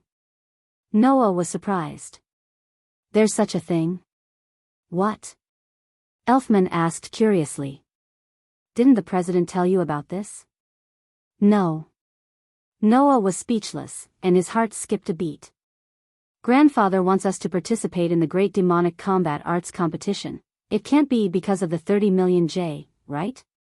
How is that possible? Elfman shook his head and denied it. The president is such a man, he definitely won't compromise for a little money. Elfman's words could not be said to be wrong. However, for some reason, Noah felt that Makarov had decided to participate in the Great Demonic Combat Arts Competition because of the 30 million J. As for getting the title of the #1 guild in the Fiori Kingdom, that was just a side benefit, right? After all, sometimes, Grandpa can also be very immoral and have no limits, Elfman looked curiously at Noah, who was muttering to himself. What are you talking about? Nothing. Noah laughed and spread his hands, returning to the topic at hand. However, even if there's a 30 million J prize, that money should be used to revive the guild. How can it be used by me alone? Today, Fairy Tale was no longer the same as before. It wasn't the #1 guild in the Kingdom of Fiori, and it didn't have many members. Even the commissions they had were few and far between. It was impossible for them to support the activities of a guild. Therefore, the Great Demonic Combat Arts Competition's prize money was a timely reign for Fairy Tale. If they could reclaim the title of the #1 guild in the Fiori Kingdom and obtain the 30 million J prize money, then it wouldn't take long for Fairy Tale to return to its heyday, right? As the next guild leader, Noah would never use that sum of money to buy a new house and hold a wedding for himself. Well, a problem that can be solved with money is not a real problem. Noah patted Elfman's shoulder. As long as the guild returns to its previous state, do you have to worry about not having enough money to complete the most difficult commissions? That's true, with your ability, you can complete any commission no matter how difficult it is. If you want to earn money, this is enough. Elfman scratched his head. If that's the case, then I won't worry too much. However, if there's anything you need my help with, don't hesitate to ask. This is my sister's wedding and happiness, I should help when necessary. That's what a real man is. All right. Noah nodded quickly. If necessary, I won't hesitate. As they spoke, Mira and Lisanna came out of the tent at the same time. Sorry, Brother Noah, Brother Elfman. Lisanna yawned cutely. I woke up late. Sorry to keep you waiting. Mira smiled apologetically. I'll start cooking now. After dinner, we'll start today's training. Oh. Elfman replied loudly. That's what a real man is. Brother Elfman, don't shout so loudly. Lisanna said with some dissatisfaction. You're making my ears hurt. Seeing the Strauss siblings getting along well, Noah smiled knowingly. Just like that, the family's training began again. You're tuning into the A Romantic Tales YouTube channel. Don't forget to subscribe and join us on this journey to catch the most captivating stories.